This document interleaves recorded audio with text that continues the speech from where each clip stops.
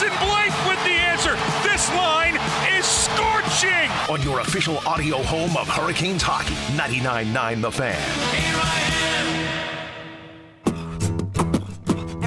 am. It's not Monday, Wednesday, Thursday, Friday, Saturday, Sunday. It's Tuesday. Tuesday! The very first Tuesday. New scratch-off tickets are available on the first Tuesday of every month. Announcer said first Tuesday. Brand new scratch-offs, brand new fun. Now from the North Carolina Education Lottery. Every first Tuesday. Tuesday! Must be 18 to play. Problem Gambling Helpline, 877-718-5543. Join us at Camping World's Red, White, and New Trade event, our biggest trade event of the year, May 14th through the 17th. Trade in your RV and get the highest value guaranteed. Then upgrade for less with new RVs starting as low as $94 a month. Plus, take 25% off select maintenance services. Save up to 40% on camp-ready must-haves. And enter to win a new RV. Don't miss the Red, White, and New Trade event at your local Camping World, May 14th through the 17th. We'll see you there. This is the story of the one. As a maintenance tech at a university, he knows ordering from multiple suppliers takes time away from keeping their arena up and running. That's why he counts on Grainger to get everything he needs, from lighting and HVAC parts to plumbing supplies, all in one place. And with fast, dependable delivery, he's stocked and ready for the next tip-off. Call 1-800-GRAINGER, click Grainger.com, or just stop by. Grainger, for the ones who get it done. Every year across America, a staggering 4.2 million youth are homeless or trafficked. Covenant House is the national leader providing safe housing for youth, 50 years strong. Help us fight youth homelessness. Go to covenanthouse.org. Indeed presents hires you can't afford to get wrong, like customer service associate at a dry cleaning shop. Yeah, hi. I'm here to pick up my suit. Ah, yes. Here you go. There must be a mistake. This is too small. It shrunk a whole lot. Look on the bright side. Now you have a suit you can give to a child. This is a job for sponsored jobs. This is what happens when you don't sponsor your job on Indeed. Next time, get matched with quality candidates with Indeed sponsored jobs. Visit Indeed.com/hire now and sponsor your job today. I'm attorney Brian Ritchie. Big truck accidents can cause life-changing injuries, and life-changing injuries deserve life-changing money. I know big truck wrecks, and I know how to fight those big insurance companies. If you've been hurt by a big truck, contact us at ritchielaw.com. I'm on top of it. Broadcasting live from the Eagle Leasing Studio, WCMC HD1 Holly Springs, 99.9 The Fan, the Triangle Sports leader. I'm WRAL meteorologist Elizabeth Gardner. Lovely afternoon out there, warmer than yesterday with highs right around 80 degrees. Overnight tonight, mid-50s, and we're in the mid-80s for tomorrow, so the warm-up continues. We're dry also until Thursday. We'll have a front that comes through to bring us a chance of scattered storms. 3 o'clock check of your money. Dow Jones down 561 points to 48,938.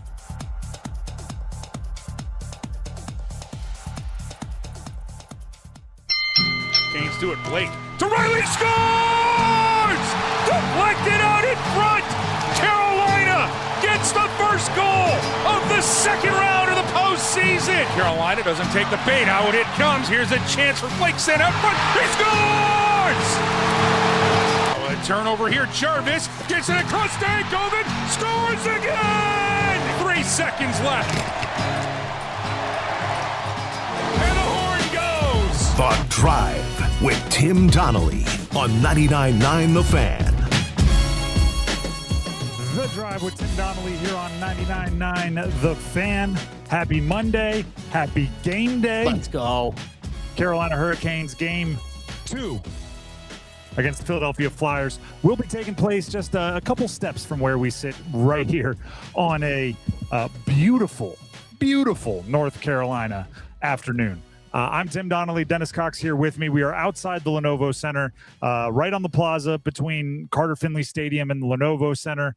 And we'll be here leading you right up to Stormwatch at 6, which will take you right up to puck drop between the Canes and the Flyers.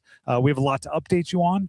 There was a game over the weekend, and I believe one of the last things I said on Friday when our show ended was I'll see you on Monday, hopefully to recap a win, and the Canes are up 1-0 in the second round series against the Flyers. My hopes and wishes came true. They did get the win, and I have a feeling That's where we're going to start the big 3 at 3.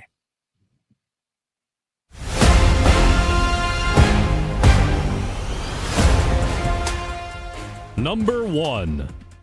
By the way, whether we're out here on location or back in the studio, the big 3 at 3 is always presented by Mainer Service Company. Heating, cooling, plumbing, electric. Even on a day like today where you might want to open the windows and enjoy the breeze, you still want to make sure you're keeping up on maintenance and service schedules on your heating system, cooling system, plumbing, and electric. MainerServices.com. That's MAYNOR services.com. Number 1 is obviously Game 1. Canes won Game 1. 3-0, by the way. Second straight series they've started with a shutout, which leads me right into the probably number 1 point, which is for all of the worrying, for all of the, it's a long break, for all of the, are they going to be out of rhythm, the momentum that they're going to have to find a way to keep. The 3 things that were most on fire in the first series remained on fire in the second series, maybe even heated up a bit. Yeah. Logan Stankoven. Yep. Now up to 6 goals in 5 games. Insane. Penalty kill. They went from not allowing goals to not allowing shots. Yeah. Which is insane. They got more shots on goal on the first 3 Flyers power plays than the Flyers did. And they kept getting put on the penalty kill, and they just kept killing penalties. And then Freddie Anderson, being the third, played really, really gosh darn well in the first series, and he just kept it up. He's through 5 games, he's allowed 5 goals. A shutout to start the series for the second time this postseason. Are they going to lose momentum? At least over the break, it appears as if they didn't, right? Long series, long postseason. There's still going to be ebbs and flows, but a week off doesn't appear to have slowed down especially the parts of the Canes that were absolutely on fire. And we could say, Logan Stankoven. What we really should say is Logan Stankoven's line. Yeah. Because Taylor Hall and Jackson Blake are contributing in a lot of different ways to Stankoven's goal production, but also goal production of their own. That line is going absolutely crazy. And probably because we have this chip on our shoulder, everybody's always talking about how Carolina isn't some kind of market for this or hockey town for that. That line is forced their way into all of the national media going, oh, this line, pretty insane. And when the national media is giving you credit, you're probably deserving of 2 times as much. But that line has been absolutely insane. By the way, Taylor Hall tied the most points he's had in a single postseason for his career. Back in 2022, 2023, when he was playing for the Bruins, he had 5 goals and 3 assists in 7 games, and the Bruins lost in 7. He had 8 points in those 7 games. He has 8 points in 5. 2 goals, 6 assists, and he's +7. That's the impressive thing about that as well, is that line, that trio, Stankoven, Hall, Blake, as much as we talk about them offensively, those 3 have not been on the ice together for a goal against. That's the impressive part to me. I'm going to take cop out. I think it's just their effort on both sides of the ice. They're go, forechecking, back checking, scoring goals. They're doing a lot. They're doing everything.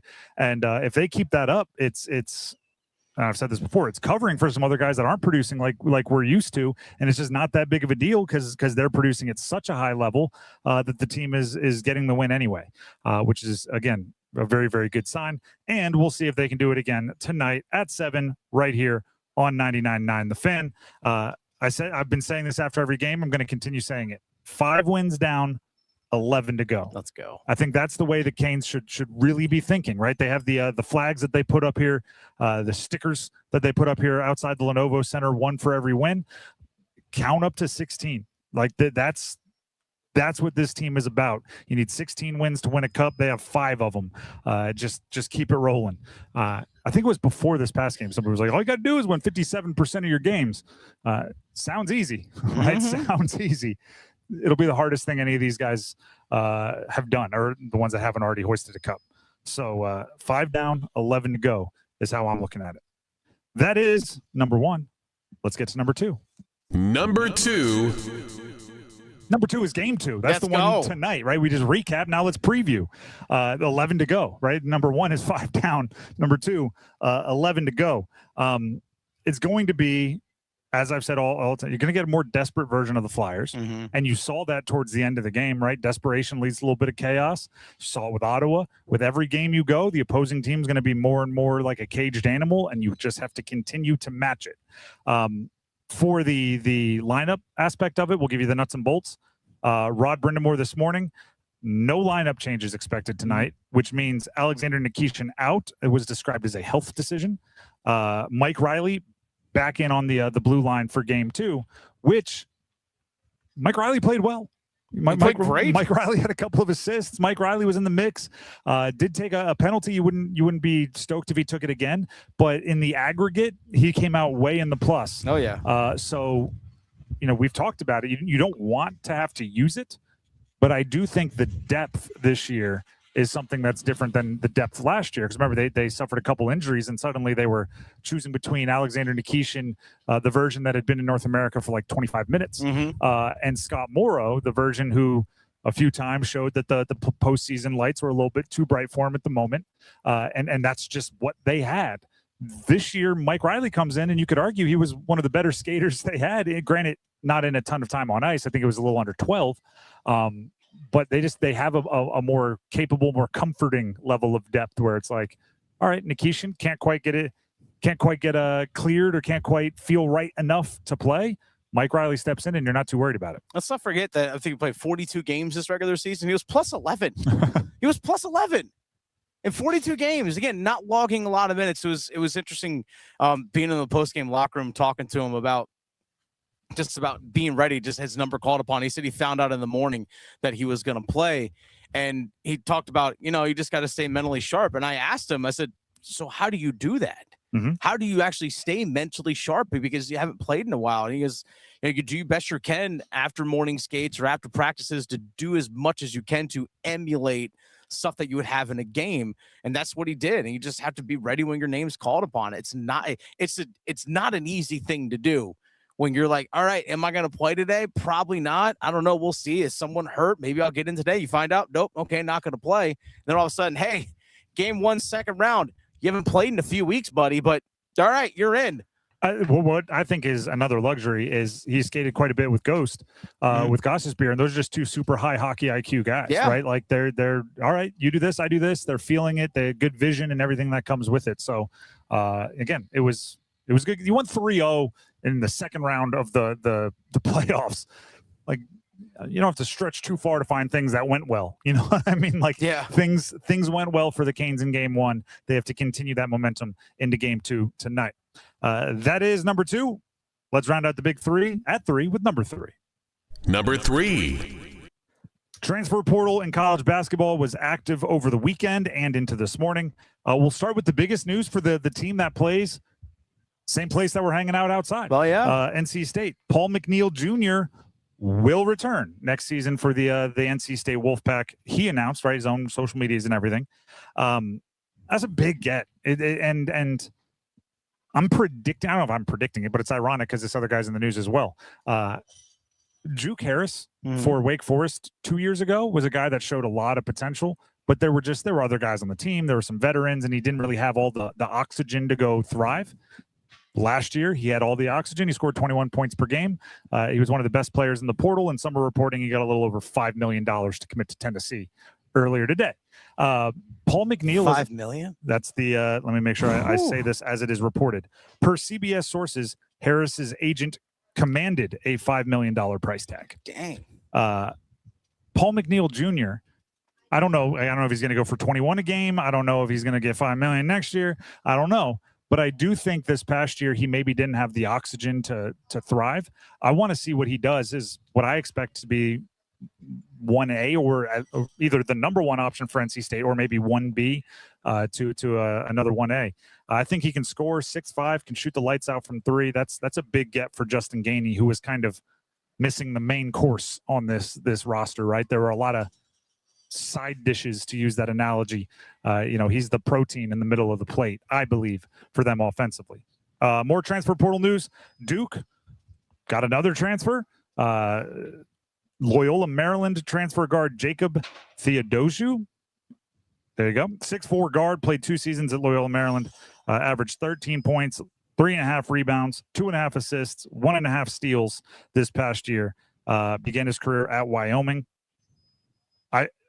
Reading between the tea leaves, I wonder if this isn't a little bit of insurance if John Blackwell, their committed transfer from Wisconsin, stays in the draft, which has happened to them once with a transfer, Cedric Coward, who ended up going in the lottery last year. And this would just be another veteran guy who you trust with the ball in his hands late in games. So it's interesting, right? Either the new transfer is comfortable being a true depth player, or they're bringing in some insurance and maybe paying for it for a guy who could be on the move. But that's college basketball. That's the offseason. We're in the postseason for the NHL. We're in the postseason for the Carolina Hurricanes. So when we come back, that's wrapping up the Big Three at 3. When we come back, we recap more of that 3-0 win for the Canes in Game 1 against Philly. Stick around. It's bow time. There's something special about the first bite of a Bojangles Cajun Filet biscuit. Like an edible alarm clock that slaps you awake with bold Cajun flavor. The moment you sink your teeth into that soft, fluffy, made-from-scratch biscuit, then strike gold with a juicy piece of fried chicken, you'll know. Nothing beats the first bite. Except the second first bite. Get a Cajun Filet biscuit combo today at Bojangles. It's bow time. Bojangles is now hiring crew and management positions. Apply in person at select Triangle area Bojangles during the spring hiring day, Thursday, May 7th from noon until 6 p.m. For participating locations and more information, visit bojanglesrdu.com/hiring day. Bojangles offers flexible schedules and competitive wages. Be part of a winning team. Start a career with Bojangles. It's bow time. Is your heating and air system ready for the warmer weather? Call Newcomb & Company to ensure your system is running at peak performance. As a Comfort Contract customer, you'll get priority service and a 15% discount on all HVAC and plumbing service calls and repairs. Newcomb & Company, your Carrier factory authorized dealer, has proudly served our community for more than 70 years, delivering reliable comfort and peace of mind. Call 919-862-3000 or visit newcombandcompany.com. Newcomb & Company, your comfort is our business. Get in the zone, AutoZone. Welcome to Markdowns for Miles at AutoZone. Thanks. Is oil marked down? Save up to $15 when you buy 5 quarts and a filter. And fuel treatment? 2 for $9 on Lucas. Brake pads? Marked down to free. Free? Get free Duralast brake pads when you buy 2 Duralast rotors. That's several markdowns. For many more miles. Get in the zone, AutoZone. Restrictions apply.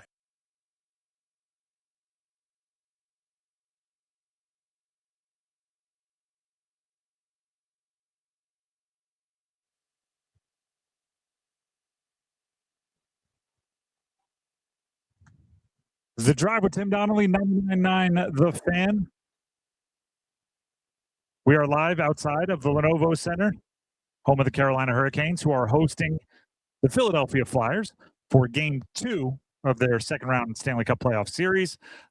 Later tonight, 7 o'clock puck drop.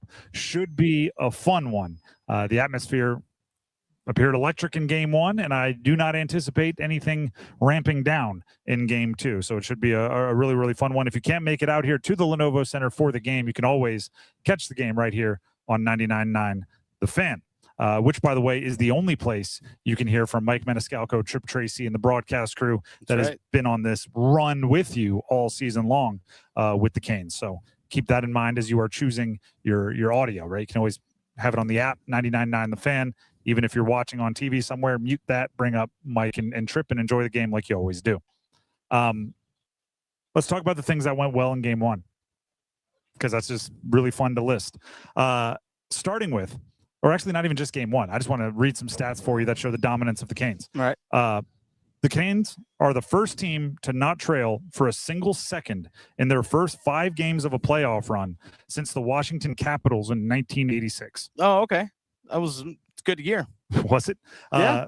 I was born. For reference, I believe that is the year the Dean Dome was completed, and now there's all the debates about the arena being too old. Yeah. So well, it's been a while. It's been a while. Yeah, I feel that way about myself too. I was also completed in 1986.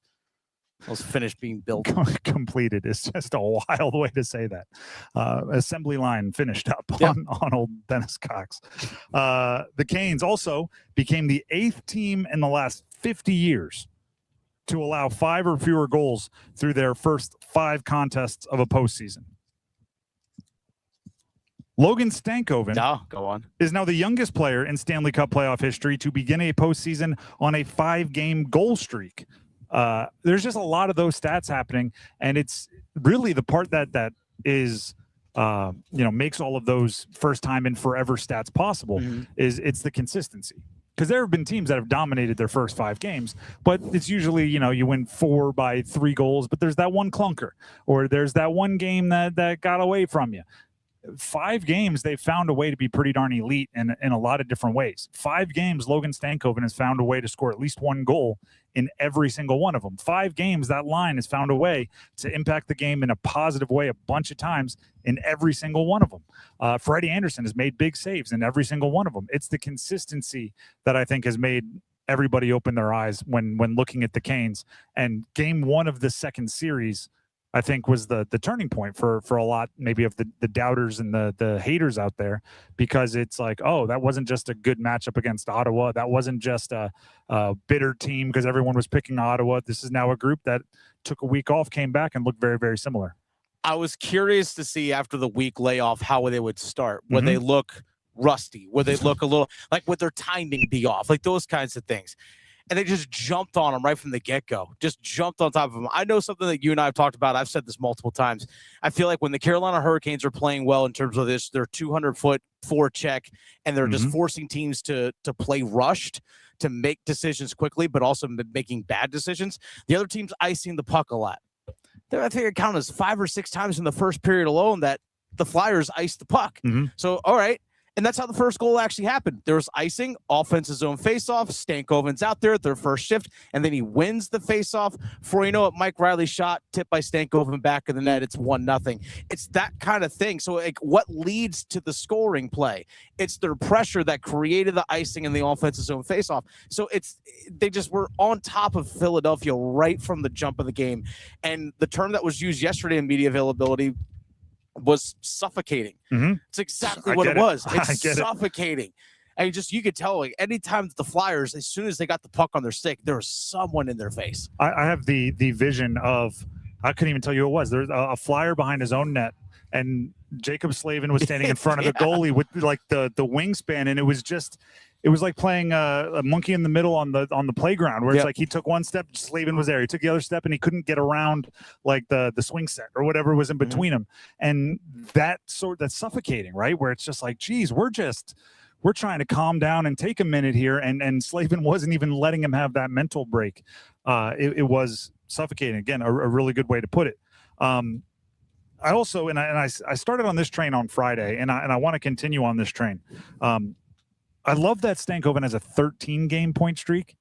Yeah. And that they've only been in the postseason for 5, because it's a subtle reminder that, like, this didn't start when the postseason started. It started long before, right? The things that they're doing well are not new, right? We're seeing some people across hockey be, oh, wow, Carolina actually does this. And I'm going, no. There's no, they actually do this. They've been doing this at least since the Olympic break on most of the things that they are kind of building their foundation on in the postseason. It's not new, right? Oh, Logan Stankoven, the hottest guy in hockey, 6 goals in 5 games. I'm going 13 games he's been on fire. 13 games, right? There were games where he was out there playing with a bunch of AHLers. Logan Stankoven was on fire. Like, the guy's been on fire for a while. This isn't necessarily 100% new. It's an accident. And then you pair that with something, I'm build off what you said. Everybody's bought in, right? Keandre Miller is, I would say, 2 steps behind, and for him, maybe a step and a half. For like 3 long strides. Most normal hockey players, 3 steps behind. Gives up his body, uses every bit of the wingspan, 6'5", whatever it is, just to make a play. And it's like, there's nobody above that, right? You hear from the top line, who, trust me, Seth Jarvis, 5 games without a goal. That's the longest streak he's been on going back like this whole regular season and postseason, the longest streak he's gone goalless is 5 games. He's 5 games right now. Mm-hmm. You know that he would love to have scored 2, right? You know that he would love to have helped in that way, but you hear him in his media going like, no, we're doing some things well. We're not scoring, right? But we're doing things on the opposite side of the net, or on the opposite side of the ice, I should say. They're all just finding ways to contribute, and whoever has the hot hand is making it happen. The other good thing about that game 1, and we're still recapping the 3-0 game 1, is similar to Logan Stankoven seemingly in every game, they've now set the tone really well in both series, right? You get the shutout, you get the momentum on your side. Rod Brindamore, this was on Saturday, was asked about the similarities between game 1s against Ottawa and against Philly, and this is what he had to say. I don't know how much one game bleeds into the other. It's important to get a win because you need obviously that, but I don't know how much one game goes to the next. I think even one starts different. I think it gives you margin of error. You didn't need it in the first series, but it gives it to you. And also, I can't imagine what it does for Freddie's confidence. When you come out and the first time you see that team in the postseason, you walk away with the goose egg, right? The old donut. Rod on Saturday, again, Rod Brindamore was asked what Freddie has meant to this team in the playoffs. Well, steady, and not a lot of work there for the first half of the game or whatever, but then a couple big saves to start the third, especially. Then at the end we get a little bit of penalty trouble and pull the goalie. There's a whole bunch of flurries, but he's been solid, and it's can't understate that or overstate that. That's a big deal. You ready for? I got a bunch of stats. I don't know. I was feeling statty today. Go on. The experience gap between the 4 East teams in goal, it could be every other team in the postseason in goal is crazy. Freddie Andersen has 90 career postseason starts. It's a lot. Every other starting goalie in the playoffs combined has 70. Whew. Yeah, steady, solid, all those things that Rod just described about Freddie. That's no, it's not a complete, it just so happened, right? It's a guy who understands what it takes to win in the postseason, what it takes to be in the postseason, the ups and downs of the postseason, things like not seeing a ton of work early, then seeing a little bit more, maybe some high leverage looks, then getting a flurry once they pull the net. Like Freddie understands how that all works, right? You don't start daydreaming about shutouts when there's 10 minutes left because what's a desperate team does when even if they're down 3 late in a game in the postseason. So that's crazy. 20 more starts than every other starting goalie in the postseason combined for Freddie Andersen. So yesterday at media availability, I asked Rod Brindamore about this, the fact that if you look at the guys that are currently on the roster right now for the Canes, again, all 14 forwards, all 7 defensemen, all 3 goaltenders. 19 of them at some point last season skated and played in a playoff game for you last year. 19 of them. The only guys that didn't were Nick Delorier, were Nikolai Ehlers, Keandre Miller, and Brandon Bussey. That's it. Those are the only guys. So, and then I'm sorry, Mike Riley as well. Like those 5. So if you look at that collection of guys, you look at, and I asked Rod about that, and he goes, the fact that they have been through it together, they felt that disappointment together as a group. It's one thing where you have guys who have playoff experience maybe, and they get put together and they have to go try and win. It's one thing to have playoff experience with playoff experience together, and then understanding what that pain was losing last season and that disappointment, that collective feeling, and then knowing, hey guys, we've been in these types of situations and games together. Like, again, I emphasize together. That's such an important thing. I'm just going to pull stats all day today. Just in the East now, we're just talking East. Over the last 5 seasons, the Canes have played in 60 postseason games. Yeah. Next most in the East, Canadians with 12, Flyers with 7, Sabres with 6. Emphasis again, Carolina has 60. In the last how many years? 5 years. Whew. So it is. I mean, a lot of those guys have been there for all 5 years for the Canes, and darn near all of them, as Dennis just explained, at least were here for last year. Yeah. So there's just a lot of experience that they have that the other teams are going to be trying to, overcome, which not saying impossible, right? You can catch lightning in a bottle with a bunch of newbies. But if you give me the experienced team or the newbies, I'm taking the experienced team every single time if all else is equal.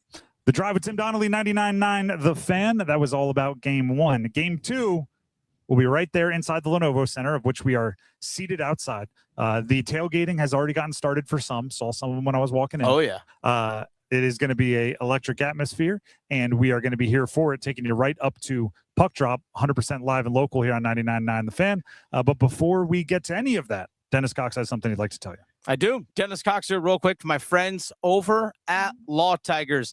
I want to tell everyone out there, if you're a motorcycle rider, don't get outside of your limits. Understand your limits as a rider. Don't try and ride outside of your skill level. Like, what do you mean by that when I say that? It's all right, Dennis, what are you talking about? For example, if you're a newer rider, I would not recommend that you go up and down some tight winding roads where you're going to be constantly shifting. You're not familiar if someone's going to get out of their lane and drift in. That's a lot for someone that's a newer rider to handle. Or maybe you're not comfortable riding out on long highway rides. So ease yourself into those kinds of situations. Don't ride outside of your skill level. And also make sure you have the bike that properly fits the type of rides that you want to go on. If you want to go on a long touring ride, make sure you have the right bike for it. If you want to go on tight winding roads, make sure you have the right bike for that as well. Not every bike is built for every situation. So again, stay inside your lane, figuratively and literally, but most importantly, make sure you don't outride your skill level. But if you are injured in a motorcycle accident, make sure you contact Law Tigers at 1-800-LAW-TIGERS even before you contact the insurance company. Case evaluations are always free, and you don't pay a dime until your case settles. So visit lawtigers.com or 1-800-LAW-TIGERS. Give them a call. Law Tigers is a network of independent law firms who are members of the American Association of Motorcycle Injury Lawyers. Law Tigers is not a law firm. The Drive with Tim Donnelly, 99.9 The Fan, will be back with the Dean's List from live outside the Lenovo Center next. This is the sound of Claire cooking dinner at home. And that's the sound of a fraud alert from Wells Fargo, flagging a charge for a pricey restaurant in Paris. Considering Claire isn't in Paris right now, that seemed odd to the bank and to Claire. 2 taps later, Claire says nope to the charge, and Wells Fargo is on the case. However you make money work, Wells Fargo can work with that. Wells Fargo Bank, N.A., member FDIC. TST is coming back. The world's biggest 7v7 soccer festival is coming back to Wake Med Soccer Park in Cary, May 27th through June 1st. Watch stars like Landon Donovan, Hope Solo, and Chad Ochocinco compete for $3 million. With over 150 matches, the fan festival zone, and nonstop action, there's nothing else like it. Get tickets now for the world's most electrifying soccer festival at tst7v7.com. Life's great stories are built on yes and. Yes to the big game and the private suite. Yes to the beach and sailing offshore. Yes to traveling the country and exploring new ones. With the new Millionaire for Life from the North Carolina Education Lottery, you can say yes to $1 million now and every year for a lifetime. Millionaire for Life. Winning is just the beginning. Drawing 7 days a week. Must be 18 to play. Approximate overall odds of winning are 1 in 8.47. Problem gambling helpline 877-718-5543. Hey, what do you say? John Forsland here for my friends at Buffalo Brothers. My favorite place to go in the Triangle for the best wings on the planet. How about this special? Every Monday, half-priced wings all day. Dine-in only. Now that's a deal, baby. Everything on the menu is amazing. Pizza, apps, and always great drink specials. Visit any of their 5 Triangle locations and their pet-friendly patio, too. Online, buffbrothers.com. Aw, man, now I want wings.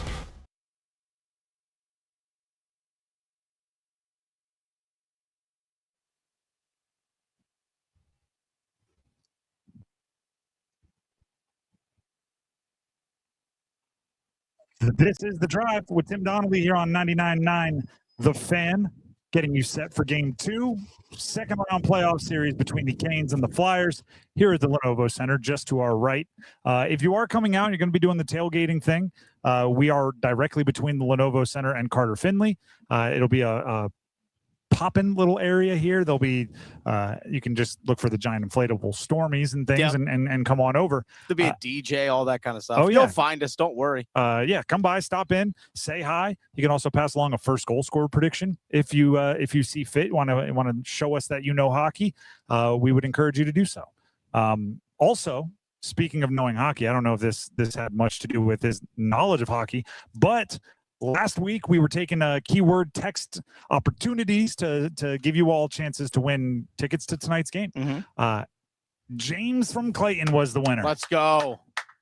James from Clayton, which, it is technically you could text in just one keyword, right? We're giving them away hourly on multiple shows throughout the second half of last week. Technically, you could just submit one and win. That's right. But as I always say, to increase your chances, you want to text in as often as you possibly can, be listening for as many possible hours in which we're doing the keywords as you can. And all I can say is James took advantage of it. He had more than a couple keywords texted in, and because of that, he maximized his chances. And now he will be in the barn. He will be in the Lenovo Center with all the electricity and everything at no cost to him, which means, extra money for merch and food and other ways to commemorate the occasion for James and his guest. So shout out to James and Clayton. And if you're coming out here, James, if you're listening, stop by, say hi. We'd love to congratulate you on your win. With that being said, here on The Drive with Tim Donnelly on 99.9 The Fan, it is time for the Dean's List.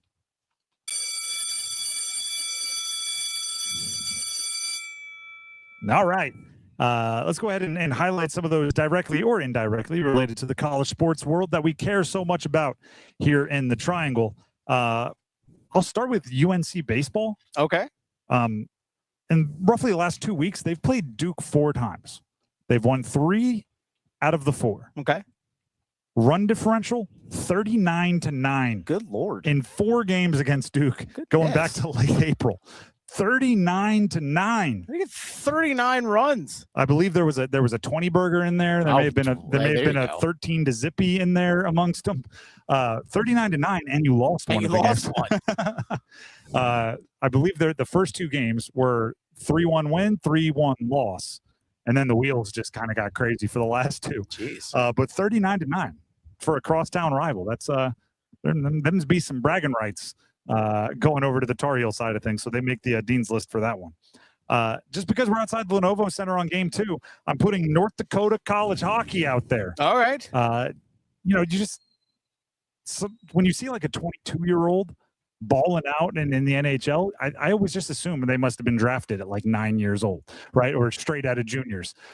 Jackson Blake played college hockey. Yeah, for 2 years. 2 years, and now he's already advanced all the way through the system, and he's on an 8-year contract. Starting next year, he's going to be making millions of dollars a year, and he's scoring goals in the postseason, and he's on one of the most effective lines, not just for the Canes this postseason, but in the entire NHL Stanley Cup playoffs. So shout out to North Dakota college hockey for being able to claim their guy who's having a pretty good run. Do you have some Dean's Listers you'd like to throw out here? Well, Dennis? in that case, I'm going to throw on Wisconsin. Absolutely. Keandre Miller. Absolutely.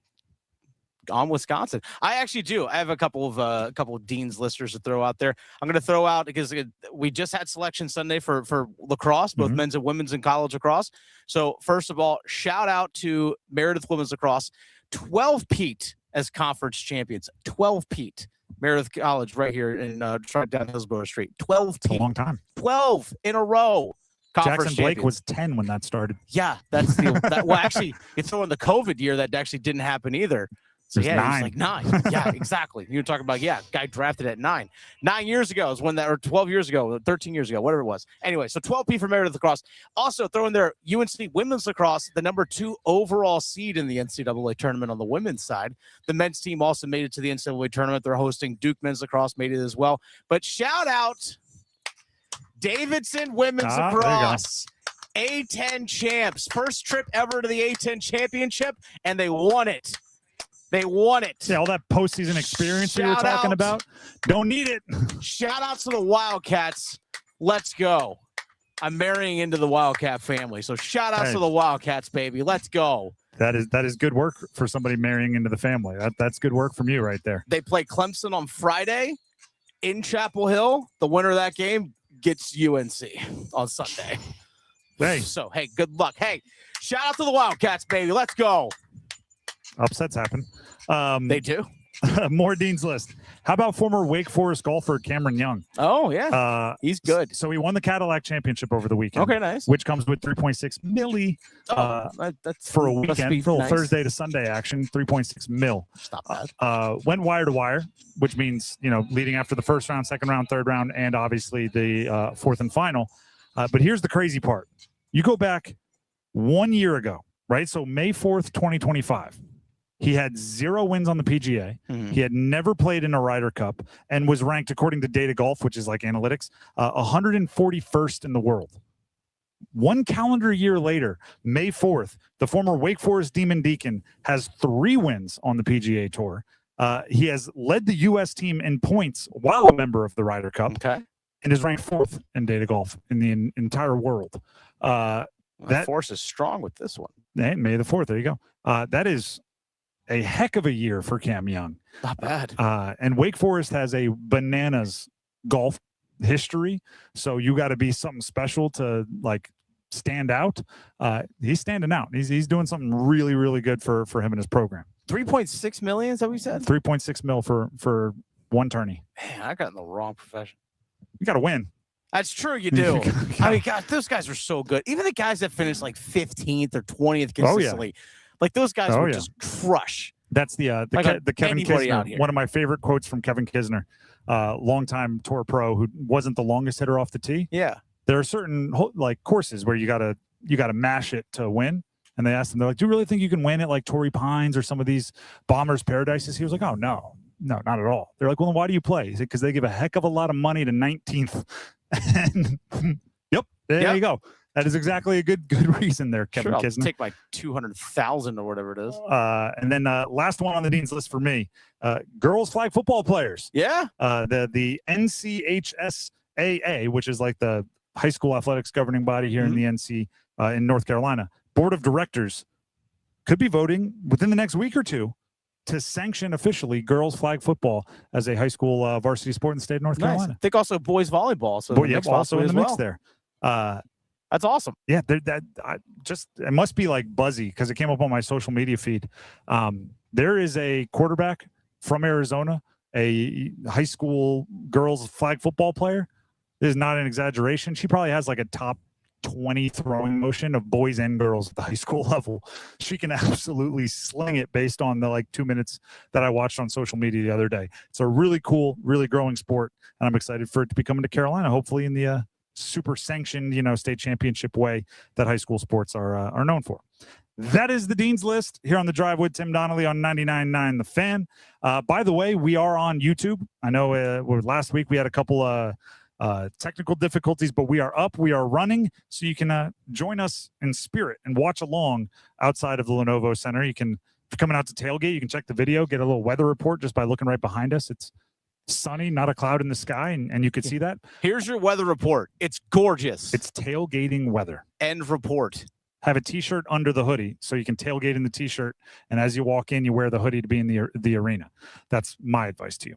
And that is the Dean's List. We're also taking first goal score predictions on YouTube as well. YouTube 99.9 The Fan live stream directly below the video. You can let us know player and period. Who do you think scores the first goal of the game for the Carolina Hurricanes, and in what period do you think they will score it? I'm thinking about renaming this entire competition that we do every game day to just the why in the world don't we all take Logan Stankoven every single time game.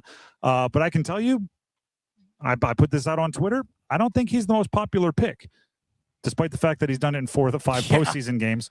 I think there's another name that is more popular amongst the people. So we'll see if we're all going to feel foolish for not picking Logan Stankoven later tonight. Oh, actually, here's a real quick note for you because we're sort of doing Dean's List. This actually comes down as a press release from NC State baseball. All right. Okay. And a lot of big college baseball fans around this area too. NC State baseball's game against North Carolina A&T, scheduled for Tuesday, May 5th, has been mutually agreed to be canceled and will not be rescheduled.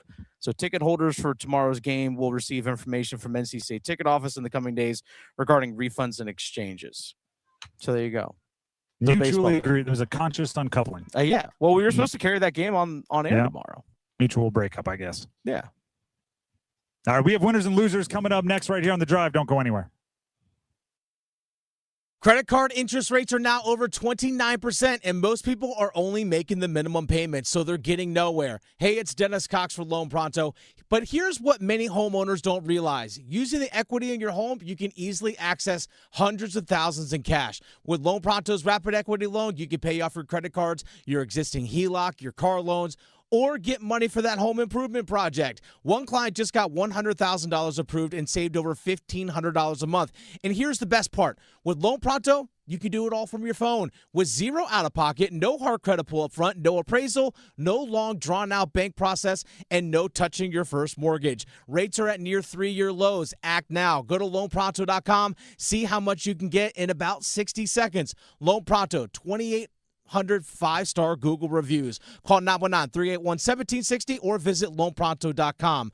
919-381-1760, loanpronto.com. Equal housing lender, NMLS 166171, NMLSconsumeraccess.org. This Cinco de Mayo weekend, let's keep our community safe from drunk driving. If you celebrate a little too much, use a rideshare or designated driver. Amigos don't let amigos drive drunk. Think before you drink. From your friends at 99.9 The Fan and Ritchie Law Firm Injury Lawyers. Here's a harsh fact.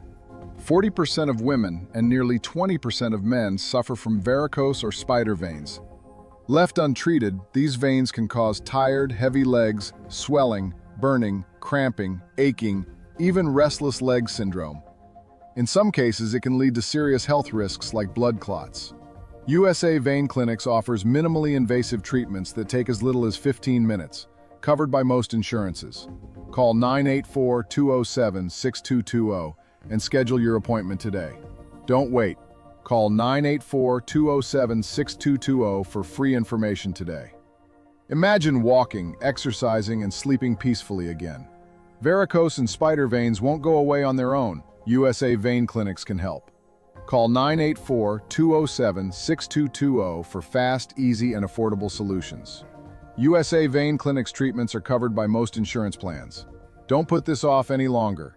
Call 984-207-6220. The NBA playoffs are right around the corner, and now you can trade every game on Kalshi. You can also trade on who wins each series, the conference finals, and the championship. On Kalshi, you're trading against other people in a live market. No house, no odds makers. And as odds move, you can buy in or out anytime throughout the postseason. For a limited time, download the Kalshi app and use code PASS to get $10 when you trade $10. Kalshi. Kalshi. Trade on anything.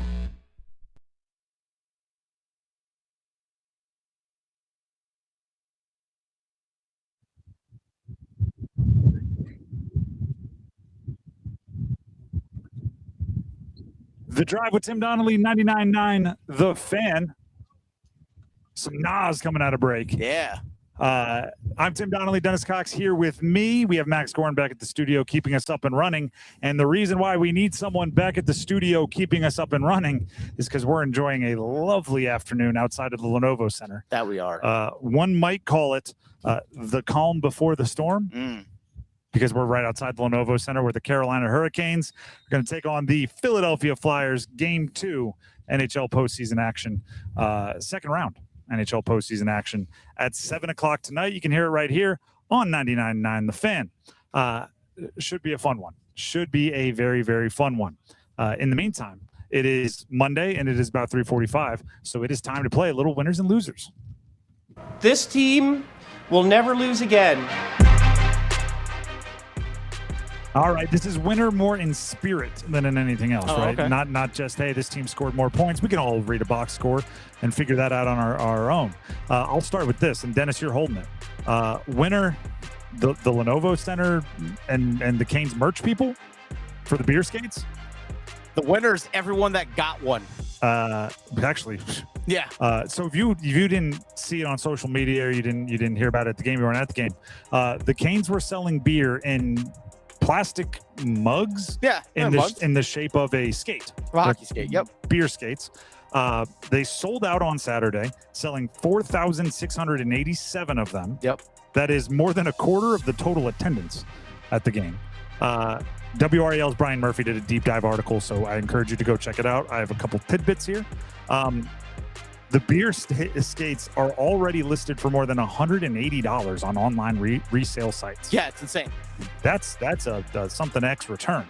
Adam Hoffman, the vice president of food and beverage at the Lenovo Center, said it was a way bigger hit than they ever expected and that he wished they had gotten more. Yeah. Yeah, he and everyone else. Yeah. Promotions, marketing. It was a good one, right? And not all of them are going to be home runs, but that one was a hat trick, I guess I should say. It was a really good one for the Canes. My fiance was here on Saturday, and she decided to grab one.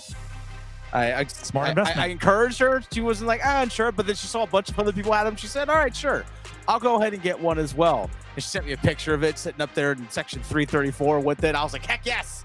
She got it. And then I didn't realize this until yesterday about the resale and all that kind of stuff. I was like, wait a second. Are you for real? Like, these things are gone, but there aren't any more. Like, they literally sold everything that they have, and there's nothing else on order for these right now. It's literally just the ones that were sold here on Saturday. That's it. That 4,687 that you mentioned. Yep. That's it. That's all there is. I have some advice for you, Dennis. Don't leave that unattended. Oh, no, I won't. Dennis has one he's showing the YouTube audience. I would not leave that unattended anywhere around here because some mischievous Caniacs may want to fill that bad boy up and get a little buzz. Oh, yeah, well, there's that or run off with it. I'll tell you that. So here's something that you can do. By the way, loser, everyone that decided to pass on this, and they're now like, dang it, I wish I had gotten it. Trust me, you know who you are. But I would say this, though. Who's to say that you're like, you know what? I want to go to game 2. Or maybe I want to go to game 5 if we have one. Next Canes game. I sell this for a couple $100 online. That covers my ticket to get back into the next game. That's an investment, people. Do you know what's the best part about it? What's that?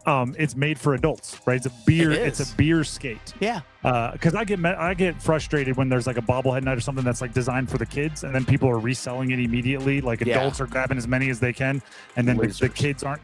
But if it's designed for adults, you can go milk an adult for all the money they got. I don't feel bad about that. They got to make the decision on whether they want to spend the money or not.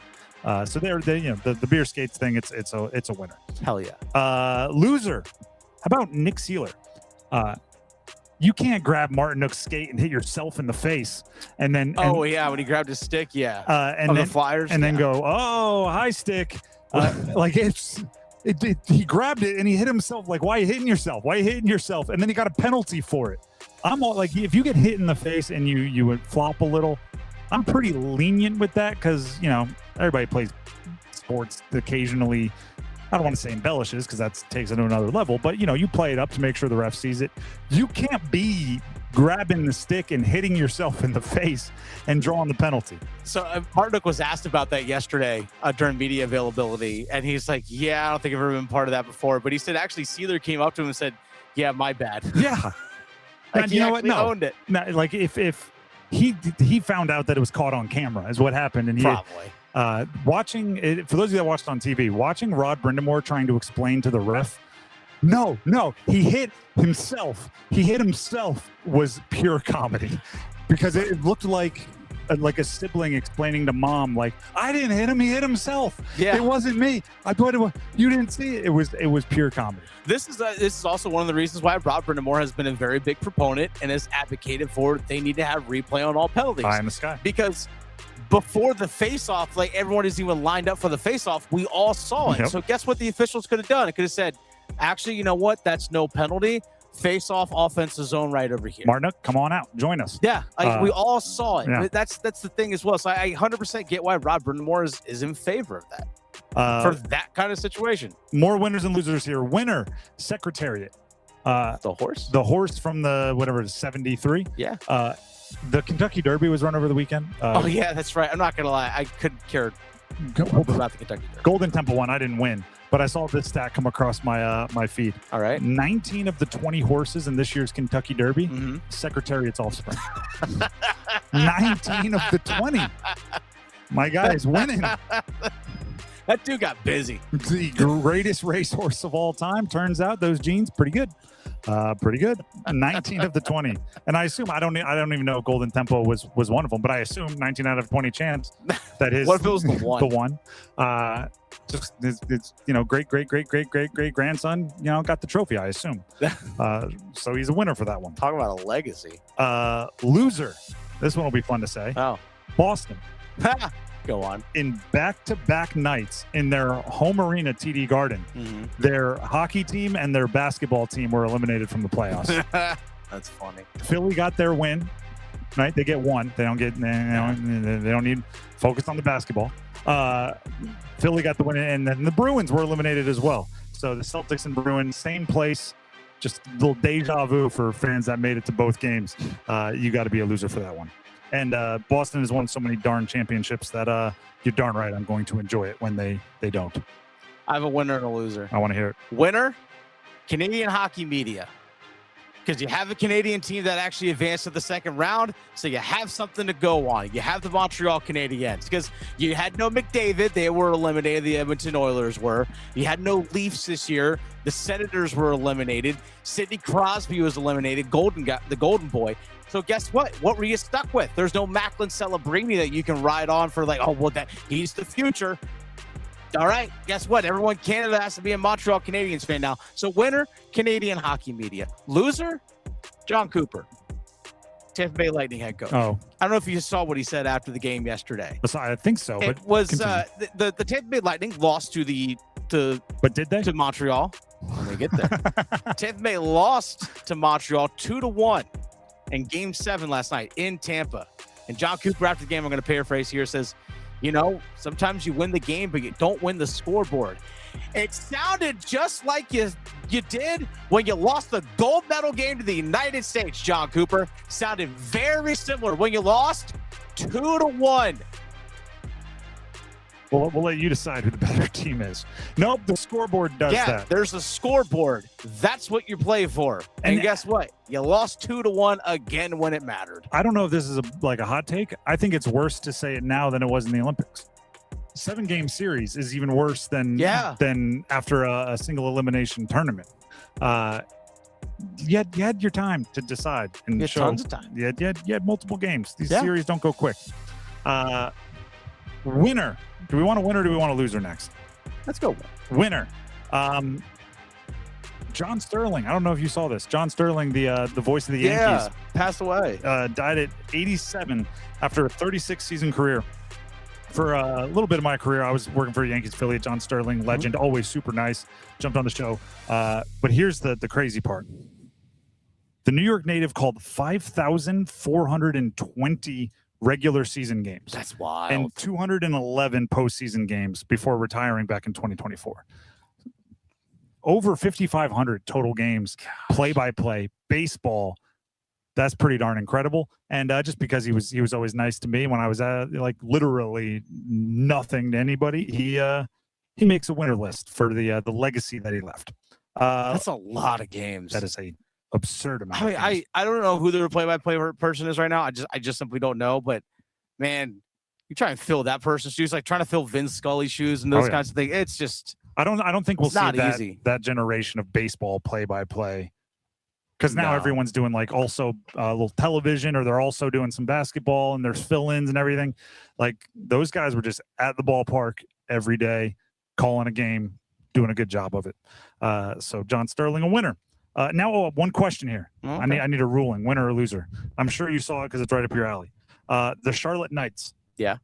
They are introducing themselves for their game on June 26th as the Charlotte Sweet Teas.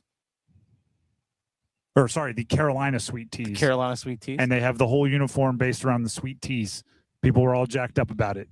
I'm not sure if I'm all in or all out. So, are they a pitcher of sweet tea? Basically, yes. A little more like fluorescent-y colors. Yeah. It's a thing. Here's the thing. Charlotte Knights are the AAA affiliate. They're a AAA team, just like the Durham Bulls. You're minor league baseball winner. I'm for this. It's minor league baseball. Yeah, I absolutely see that with like a gingham like plaid and all that kind of stuff. Like a table, like a picnic table. There you go. Yes, 100% winner. All right, winner on There's that the ruling. one. That's cool. Dennis says winner for the Carolina Sweet Teas. It's minor league baseball. You're supposed to do that stuff. It's minor league baseball. It's like it's no different than the Morehead City. The Coastal Plain League team that changes their name, like they were the Motorboaters, like once a and week. all that stuff. Yeah, they're like once a season thing. For a week, once a season. Yeah, they've been the booty at times, something like that. Yeah. There's all that.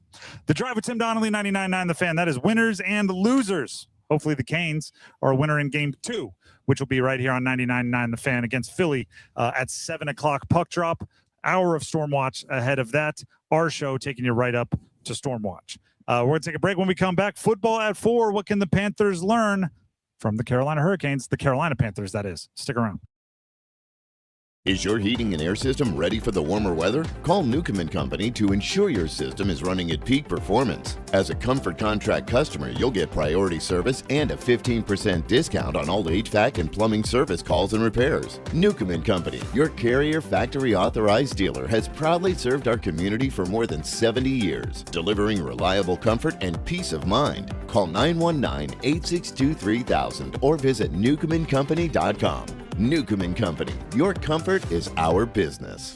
Calling all Caniacs, come watch the playoffs at Carolina Ale House as the official Canes road game headquarters. Carolina Ale House is hosting viewing parties for the Hurricanes away games. Join us for indoor-outdoor viewing parties at our Cary location throughout the playoffs. Think of it as a hometown tailgate. You just bring a lawn chair, enjoy food and beers from the outdoor bar, and watch on our enormous TV. Visit CarolinaAlehouse.com/Canes to learn more, or keep an eye on our social media. Ale yeah, and go Canes! Myth: if I drink, it only affects me.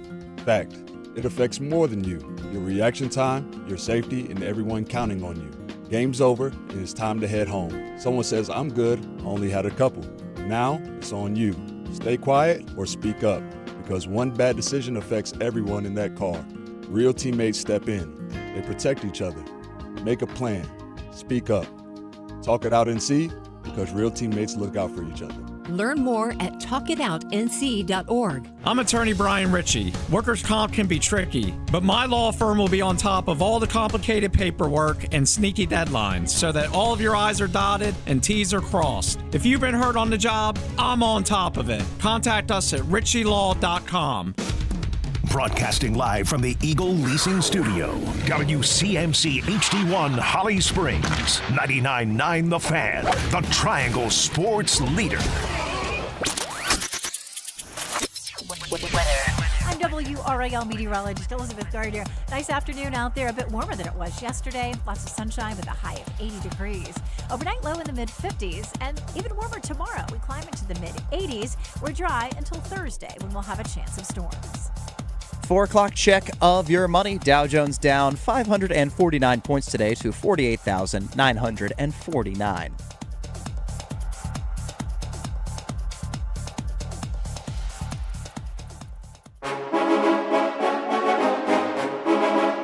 Let's move the chains. Time for football at 4. The Drive with Tim Donnelly, 99.9 The Fan.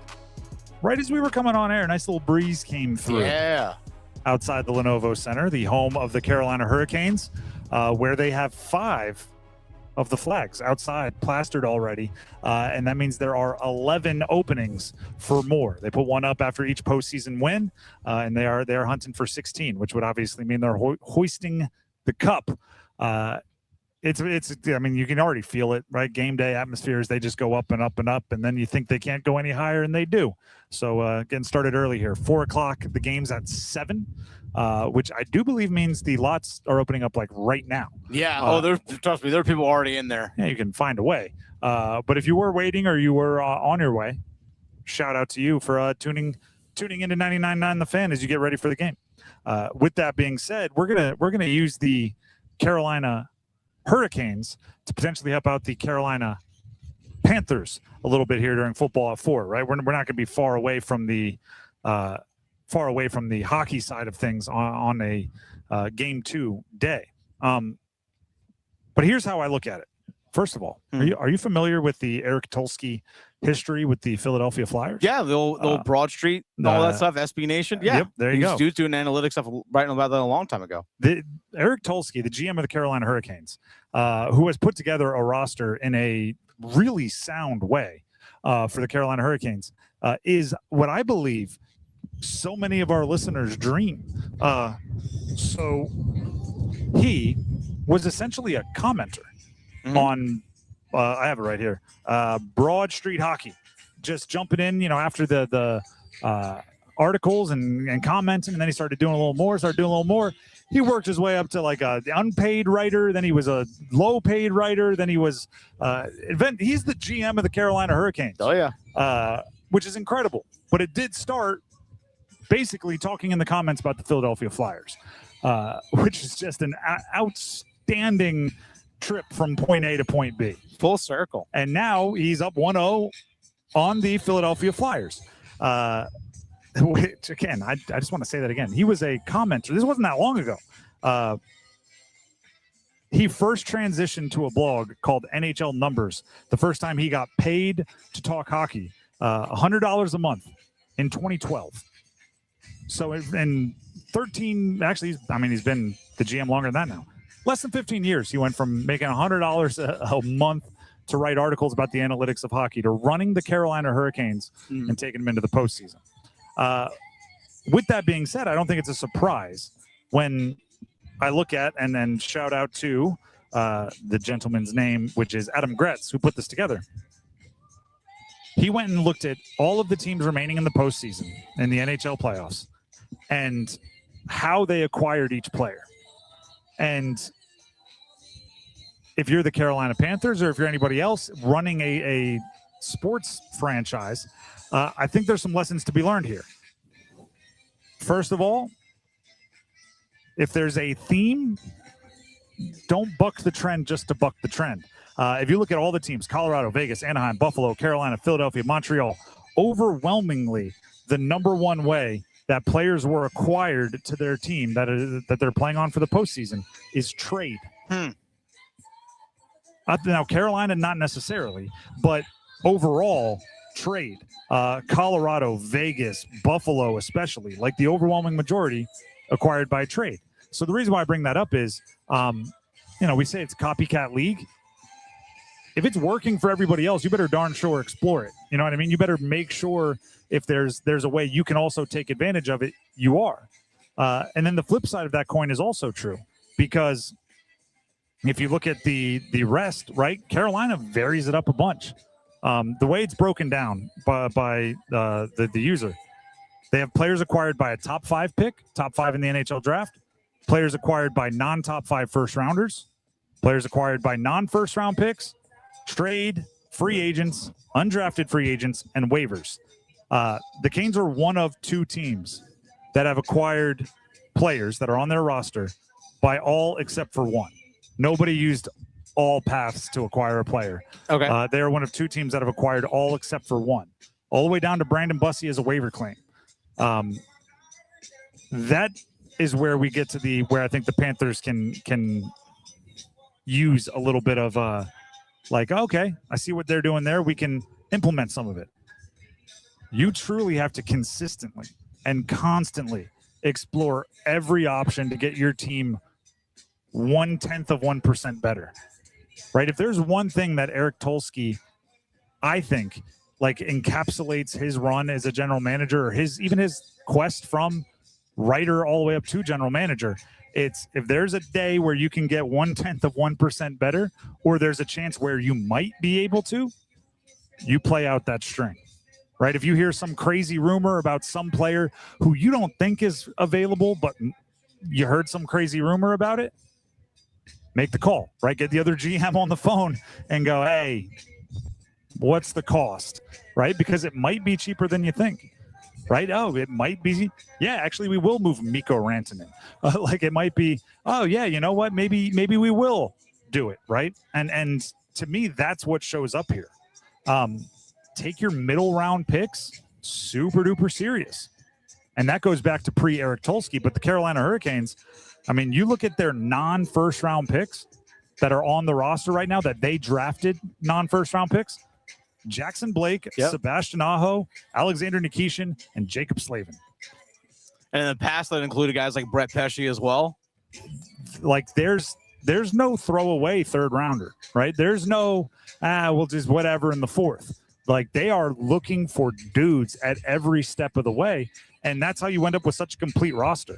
You know, I mean, it's easy. And when you're playing Philly to look at like the Shane Gostisbehere back and forth, but it's like, if there's a guy fits and he's not that expensive or he's available in free agent, you go do it every single time.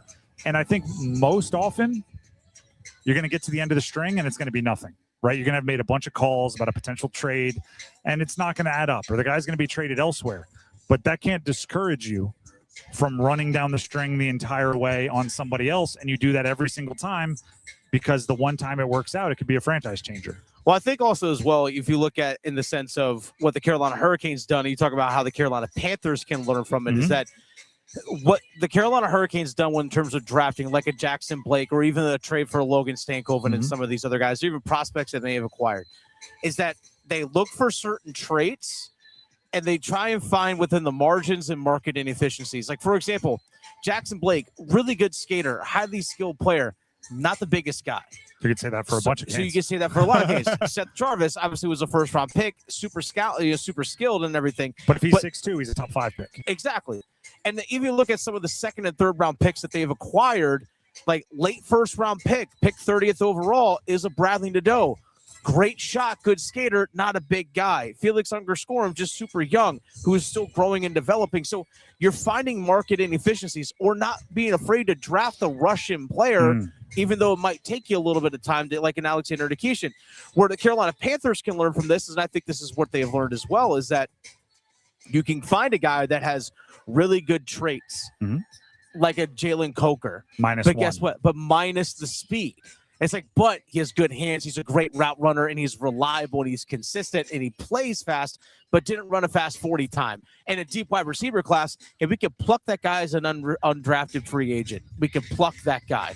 Or you have a guy that has the physical build of an ideal corner in Mike Jackson. Hey, we'll trade our 7th round pick in Michael Barrett, trade him to Seattle to get him. And guess what? Now you have a starting corner, because he has the physical profile. Same thing with Corey Thornton, undrafted free agent, has a physical profile. Jalen Chatfield for the Carolina Hurricanes. He was undrafted free agent, was part of the Vancouver organization for a little bit. They never really gave him an opportunity, but guess what? He fit a physical profile that the Canes like. Same with Brandon Bussey. You have to be able to not only scout your talent, you have to be able to scout the talent that obviously is going to be in the draft, but you have to be able to scout other teams' talent as well.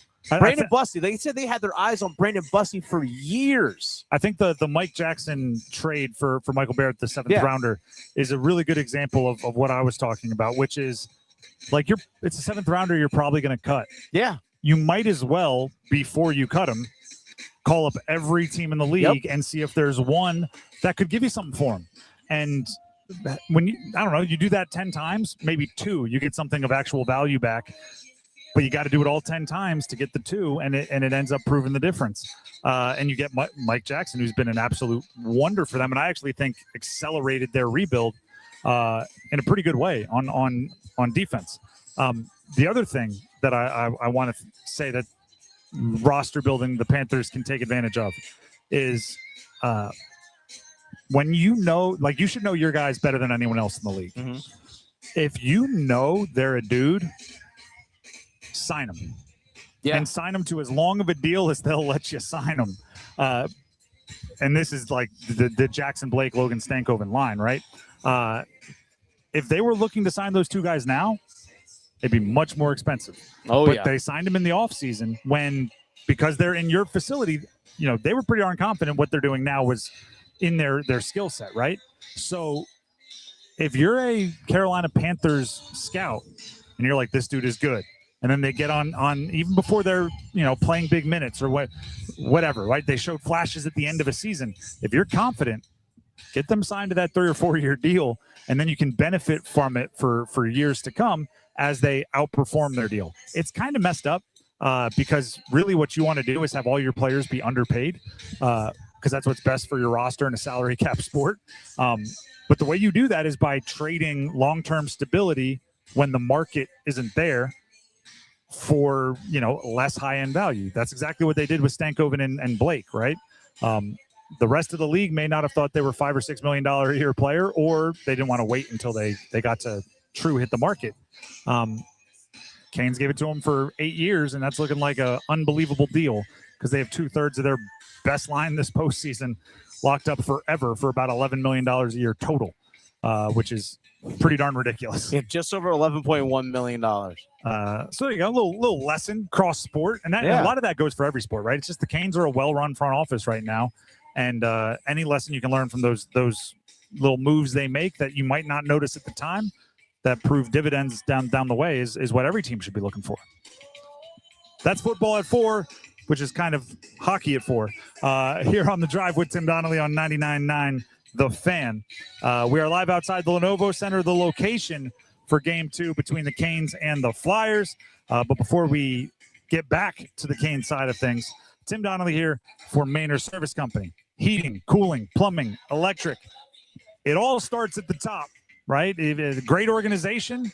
We talk about owners. We talk about GMs. We talk about head coaches. Maynard Service Company, kind of group it all into one. That's their owner, Brett. He runs it in a way, runs the entire business in a way where his employees want to stay. They've been around. The technicians have been working for Maynard Service Company for a long time, which I always appreciate, right? Somebody comes and fixes your house, fixes your heating system. 4 years later, you need someone to come out and check on the same system. Same guy, right? It's that consistency, stability. Maynard Service Company has it in spades, 24 hours a day, 7 days a week, all across the triangle, which means all of Wake County and 50 miles in any direction from Wake County. If you have something going on, heating, cooling, plumbing, electrical, you want one of their expert technicians to come check it out, give them a call, 919-361-0993. That's 919-361-0993, or online at maynardservices.com. That's MAYNOR services.com. We'll take a break. When we come back, Cup check-in with a Canes legend, Erik Cole. Stick around. It's Hockey Night in Carolina Playoff Edition. It's Game 2 with Philadelphia. Carolina gets the first goal of the second round of the postseason. Storm Watch with Adam Gold at 6. Puck Drop at 7. Blake sent out front. He scores! Oh, Carolina! Jackson Blake with the answer. This line is scorching. On your official audio home of Hurricanes hockey, 99.9 The Fan.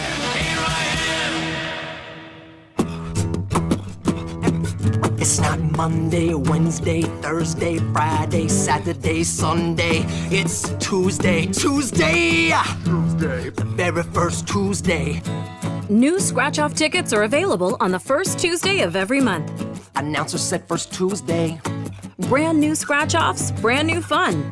Now from the North Carolina Education Lottery. Every first Tuesday. Must be 18 to play. Problem Gambling Helpline, 877-718-5543. It's bow time. There's something special about the first bite of a Bojangles Cajun Filet biscuit. Like an edible alarm clock that slaps you awake with bold Cajun flavor. The moment you sink your teeth into that soft, fluffy, made-from-scratch biscuit, then strike gold with a juicy piece of fried chicken, you'll know. Nothing beats the first bite. Except the second first bite. Get a Cajun Filet biscuit combo today at Bojangles. It's bow time.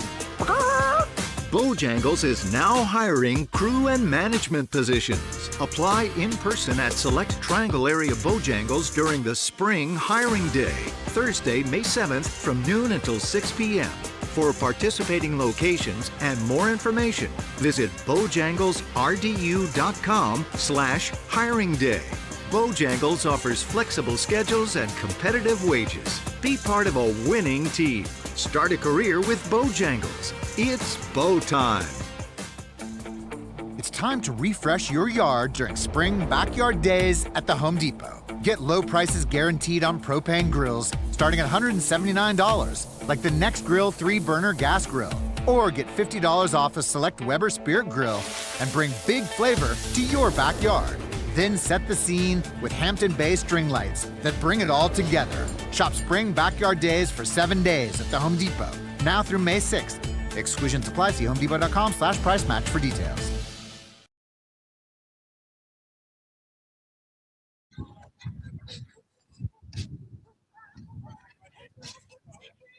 The Drive with Tim Donnelly, 99.9 The Fan. We are live outside the Lenovo Center, where there is a lovely breeze. Should be really fun tailgating for those of you making your way out to the game tonight. Carolina Hurricanes, Flyers, Game 2, second round, Stanley Cup playoffs. And we're going to continue getting you ready for that game, which you can hear right here on 99.9 The Fan if you don't make it out to the Lenovo Center. In the meantime, one way we're going to help you get ready for that game is by hearing from a Canes legend. It is time for the Carolina Ale House, sponsored 99.9 The Fan Cup check-in. Make Carolina Ale House your destination for all Canes playoff games. Carolina Ale House is the official Canes road game headquarters. Obviously, tonight is home, then a couple of road games in this series. So Carolina Ale House in Cary is the headquarters there, but all of the locations are a great spot to catch a game. For the Cup check-in today, our very own Adam Gold caught up with Canes legend Erik Cole. This is what it sounded like. 5 for 5, not bad. What has stood out to you the most through 5 games? Well, I think you were just touching on it. You know, it's the team defense has been superb.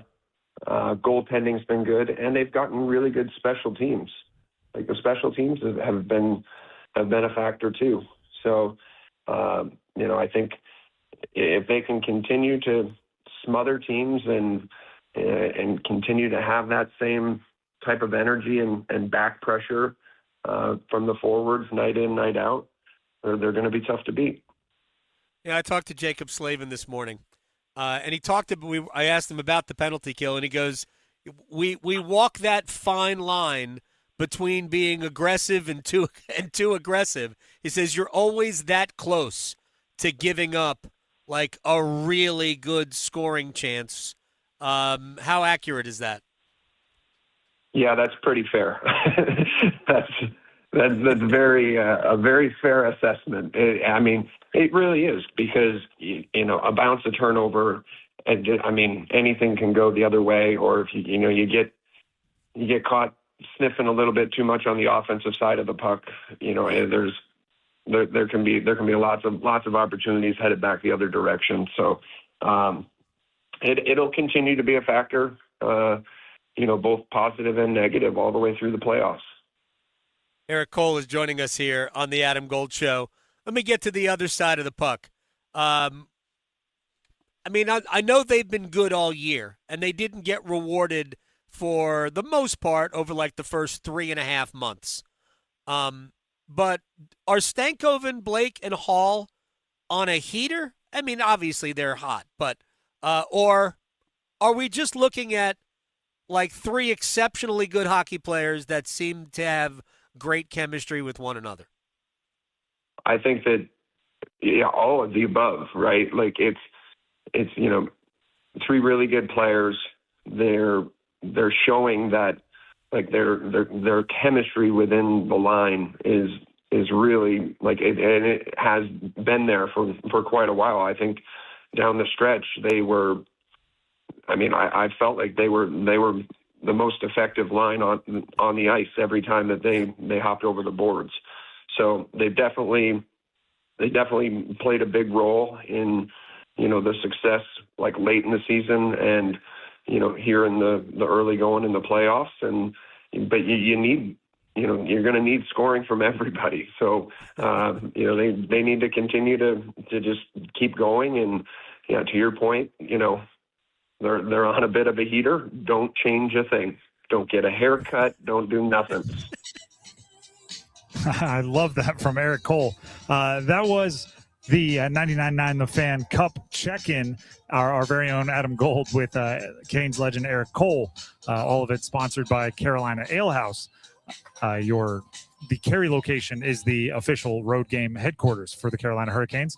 Don't change anything. Don't change anything. I'm not even superstitious, but heck, Erik Cole says that I'm in. No haircuts, eat the same food before the game. That line absolutely has it cranking.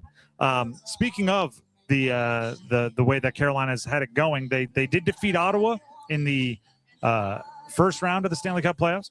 And according to NHL player safety, Ridley Greig has been suspended for 2 regular season games for the sucker punch for roughing Carolina's Sean Walker. So I know many were awaiting that ruling. That is as of 9 minutes ago. Ridley Greig will be getting a 2-game suspension, 2 regular season games for roughing Sean Walker in that series. And actually, I think that was one of the best parts of that Ottawa series. You know, we could sit down and say Stankoven, Freddie Anderson, penalty kill. You could just say a sweep, right? There's a lot of good things that happen there. But if you want to dig a little bit further, I think one of the best things about that series was how the Canes, for the most part, I call it fighting nonsense with goals. When Ottawa tried to drag them into things, they just win, man, just win. And that's what the game, especially game 4, felt like to me. And they got to remember that, right? Because as this goes on and on and on, especially if you put some more teams on the ropes, and Philly may already feel like they're on the ropes. Who knows how they would feel about going down 2-0, and maybe it would feel insurmountable. So if you have a team on the ropes, they're going to be a little desperate. You got to be able to fight nonsense with goals. Fight nonsense with goals. The Drive with Tim Donnelly, 99.9 The Fan. I'm Tim Donnelly, outside the Lenovo Center, the location for Game 2. And speaking of Game 2, actually, I got some props to pass out. In about 10 minutes, we're going to talk first goal scorer predictions. Who do you think will score the first goal of the game for the Carolina Hurricanes, and in what period? We will not be taking callers over the phones like we normally do, simply because we're remote. We're out here outside the Lenovo Center. But you can comment them on our YouTube live stream. Go to 99.9 The Fan is the channel. Subscribe. That's just for us. Live stream in the comments below the video. Let us know a name of the player you think will score the first goal for the Canes and the period in which you think they will score it. Ginger and Middlesex said for Game 1, Logan Stankoven in the first early. And Brian in Lewisburg said Logan Stankoven 3 minutes in.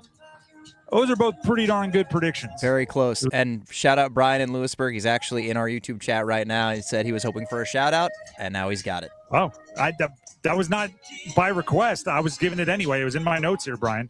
But 3 minutes in, it was pretty darn close. Max, since you just popped on here, you also picked Logan Stankoven, but you said in the second period, and in my notes where I take them down officially, first was there, and you had me scratch it out and write second. How do you feel about that? Yeah, that's the second time already in the playoffs where I've picked something and then I changed my mind. There was, I think, Game 2 of the first round, I picked Stankoven to score first, and then I changed my mind and had you cross it out and write Gostisbehere because it was his birthday. Obviously, Stankoven ended up scoring first. And then this time I just figured there would really engage in the physicality and kind of forget the puck was there like Game 1 against the Senators. That didn't happen either, but I think you know who I'm going to pick today. So I do. I have an assumption. We'll just have to. We'll wait on pins and needles to find out what period you choose. But I assume I know that answer too. With that being said, that's coming up in the not too distant future. But right now, what we're going to do is we're going to name who we think are the 2 most important players for the Carolina Hurricanes going into Game 2. That is tonight's game, 7 o'clock against the Flyers. Home game for the Canes. We need 2 names. Dennis, why don't you go ahead and give us your first name? Lead us off here. Who's the first of your 2 most important players for the Canes? I'm going to go Seth Jarvis as my first one. And the reason why I say that is I actually think that, at least from my eyes, just the eye test, seeing Logan Stankoven's second goal, it was Seth Jarvis that got the assist to him. And it was a highly skilled play. It was the Svechnikov causes a turnover, and boom, it's a quick 2-on-1, a nice skilled backhanded pass. And from that moment on, it felt like Jarvis relaxed a little bit. Like you saw him actually shooting the puck a little bit more, creating some other chances. I think that just gave him a little bit of boost. Like, yeah, I can do this. Not that he doesn't know that he can't, but confidence in sports is very frail. So I think for him, it just seeing him contribute like that offensively is a good thing. So I think, to me, that's going to catapult him, in my opinion, in this game. I think a big game 2 from Seth Jarvis. So he's my first guy. My first, I'm gonna dig deep here. Logan Stankoven. All right, that's yep. If you're gonna set the tone, be the tone setter. You gotta set the tone, be the tone center. He's done it darn near the end. It's like, if you do it often enough, people are gonna start depending on you to do it. You know what I mean? Mm-hmm. So his goal scoring specifically has become something that the Canes kind of depending on, right? If he gets into high leverage positions, he's got to finish. And he's been doing it at an extremely high rate. But I also, outside of the goals he's scored, I like the aggressiveness to let it fly, even on the ones where he hasn't scored, right? He's put a lot of pressure on the defense, a lot of pressure on the goaltenders. So I want Logan Stankoven, you heard Erik Cole say it during the Cup check-in, jokingly, Erik Cole said, don't get a haircut, right? Don't change anything. Yeah. Yes, that, for superstitious purposes, but also, do the hockey stuff the exact same, right? Be the same level of aggressive, be the same level of risk versus reward taker. I think Logan Stankoven's in a really good spot right now. I mean, just call the movie Bull Durham. You don't mess with the streak. You don't. You don't mess with the streak. I'm right there with you. Who's your number 2? My number 2, I'm going to actually go with someone that probably isn't talked about very, very much, William Carrier. Mm-hmm. Because I'm of the firm belief that the fourth line of the Carolina Hurricanes against any other team's fourth line, advantage Carolina Hurricanes. But as the series progresses with his physicality, talking specifically about Carrier, but really that line, he and Eric Robinson, that line, it's just body blows. Mm-hmm. So as the series progresses, if Philly's trailing in a series or trailing in a game, well, guess what? Their top 4 defensemen are going to be playing a little bit more. Again, body blows that just wears a team down as the series goes along. So William Carrier, I expect to have a big impact in the series in that regard. I'm calling it right now, Tim. The fourth line gets a goal tonight. Interesting. The fourth line gets a goal. So they're not just landing body blows. They're at least a haymaker. At least one of them. They are at least getting a knockdown. All right. The fourth line gets a goal tonight. I think it'll be well earned when they absolutely if and when they do, because sometimes they get grouped together. I think with other teams' fourth lines, as they're just especially Carrier, because he is heavy and he gets a lot of hits, and it's they got some skill down there as well, right? We've seen all of them do things at times this year where you're like, oh, that's not a normal fourth line. So I'm good with that one. I'm going the opposite direction though, with my second of my 2 most important players for the Canes tonight.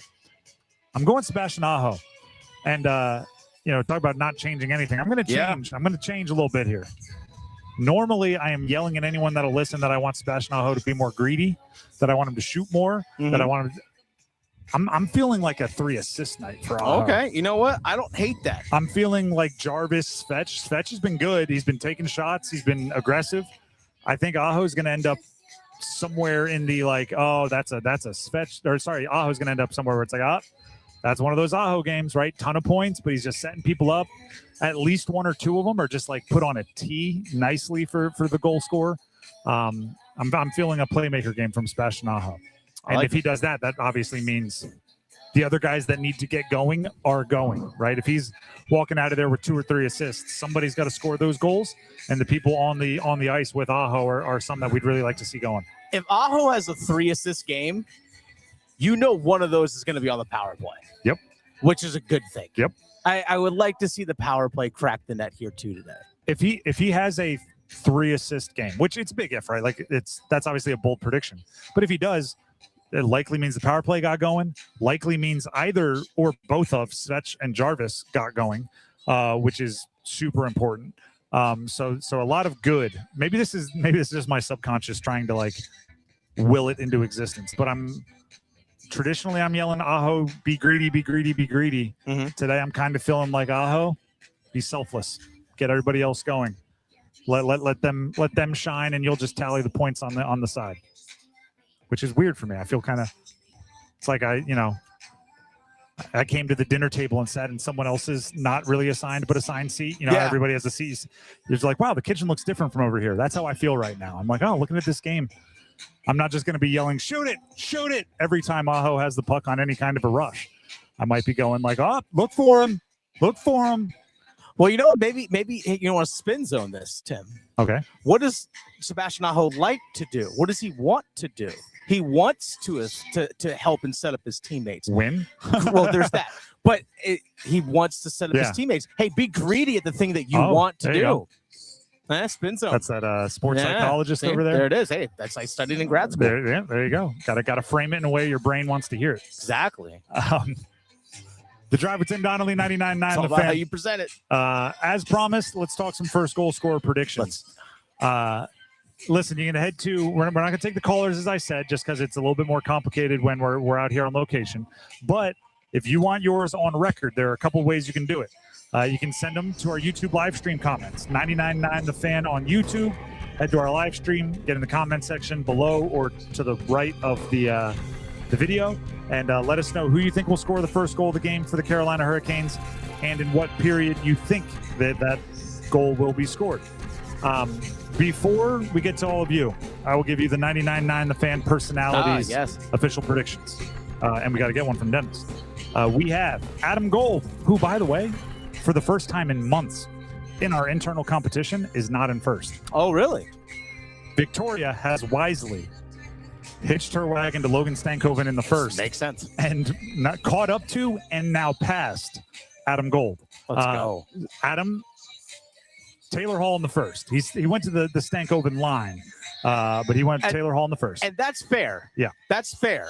Hall also has 1 million points. That line, by the way, the three of them combined for 21 points in 5 games. Gosh, that's stupid. That's stupid rolling. how good they are right now. 8-7-6. Victoria has not left. Stankoven in the first, assist from Taylor Hall. Paul Ihander, Stankoven in the first, thinks it'll be a tip similar to the one in game one. Max Gorin, who's back at the studio, do you want to flick that microphone on and give us your official prediction? I'll give you an opportunity to change it. I'll scratch it out if I need to. It usually doesn't work out very well when I switch, but I can't gain any ground on Victoria if I also pick Stankoven, so I'll switch it. I'll take Jackson Blake in the first period. Okay, so you are okay. Third time in this postseason, Max has had me cross out a name or a period and write something else, and both of the other times, the one that I crossed out was correct. So he's not afraid of it, and I'm scratching out Stankoven and writing Blake. So Max, go put money on Stankoven, first goal scorer. Do that because either you're going to win that way or you're going to win this way. Not a bad. Got to fade myself one way or another. Financial hedge. Chris, who stopped by earlier today, just a listener, went with Jarvis in the first. Although I did say I'm changing my hope for Aho. Yeah. I am on the record as saying I'm going to pick Aho in the first until it's right. Aho in the first. Got to get the top line going. Give me Aho in the first. Dennis, who are you rolling with? Give me Jordan Martinook in the first. Oh, interesting. Give me Jordan Martinook in the first. Martinook in the first. I think Nick Ehlers is going to create a lot of space on a rush opportunity. Give me Jordan Martinook with a greasy goal in the low slot. All right, that's Give me us. Jordan Martinook. That's us here at 99.9 The Fan. Let's hear from some of you. Dennis, what's popping in the YouTube live stream comments? So Boris Chang says Stankoven in the first because why not? I'm Co Simpson says I'll take Svechnikov in the first period. This one comes from Haggard Nate. Says Jackson Blake first period at the 10:32 mark. We also have Jake Burgeon says Ghost in the first. We have an Aho in the first. From Comebread. Comebread says, again, Aho in the first or Stankoven yet again. Oh, we also have CK Drawn says Taylor Hall in the first period. And Silly GK says first goal has to be Stankoven, right? Jack Stokes says Stanky in the first 5 minutes of the game. Rodney Taylor Hall in the first score, middle part of the first period. Scott Thomas says Jarvis in the first. We also have. Can we do some like big picture show conversation on air real quick? Yeah. I think we have to set the parameter. How many more first goals this postseason does Logan Stankoven need for us to, in future terms, change the name of this competition to like who's going to score the Stanky goal or let's play the Logan Stankoven game where we predict the first goal scorers. He's done it in 4 out of the 5 games. Yeah.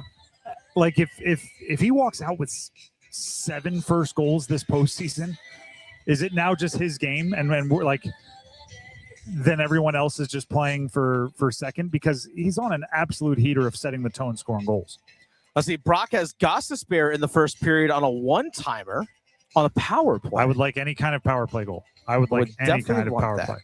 We also have as well, we have here.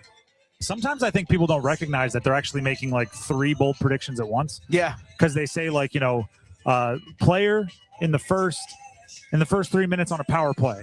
And I'm like, well, that player is a bold prediction. First 3-minute goal is a bold prediction. And just that they would draw a penalty that quick is a bold prediction. So sometimes these are like, parlays that would hit huge.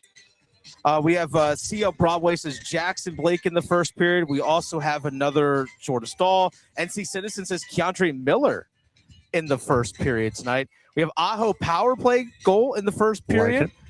We also need some more love to Jordan Stahl. This comes from Jason. He says Stahl in the first period as well. So anyway, that's what we have. But also, we got to make sure we give shout-outs as well, Tim. I did while you were. Okay, you did? Yep, all right, they were taken care of. And Brian, I believe, is the one that was. Brian was in the comments saying like, "Hey, where's my shout-out?" And without saying that, I gave him a shout-out. There you go. And then, did you shout out Ginger as well from Middlesex? I did, absolutely. I can tell you this. I asked on Twitter this morning for first goal score predictions. And I'm always looking for the big picture, right? I'm looking for the story, trying to take everyone's guesses and see what that means. Yeah. Canes fans, they want Svetch rewarded. It's interesting because I'm not really seeing that in the YouTube, but you're clearly seeing it on Twitter. A ton of Svetch, which I get, right? He's being aggressive, shots on goal, pucks on net. One of them is going to go, right? And Rod Brindamore said this about the first series. Like, if he just shoots his average percentage, like not asking for, he's got like 3. Yeah. So like it's going to happen as long as they stay alive and they keep this postseason run going long enough. You're going to have these games. I did some counting today, which is always dangerous. But right, 5 games into the postseason, Jarvis, Ehlers, Svetch, Stahl are all goalless thus far, right? It's not that unusual for everyone other than Jarvis to go.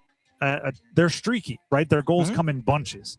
Ehlers had streaks this year of 11, 6, 8, 5, 9, 7, and 6 games without goals. But then he'll have a hat trick, right? But then he'll have 4 in 5 games, right? Then he goes on these little streaks. Same thing. Svetch went 8, 13, 6, 5 games without a goal.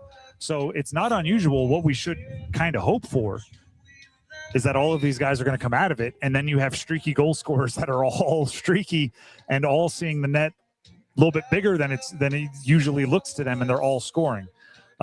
Jarvis is the only one. Jarvis had 2 streaks this year of 5. So we're about to the point where you'd expect him to get going. But everybody else, like it feels crazy that they haven't scored, but individually they're streaky, right? They got to their 20 some odd goals by doing it in bunches. And it would be nice if a few of them got a couple bunches here to help get the commanding lead over Philly. But yes, as I said, Twitter wants Svetch to score.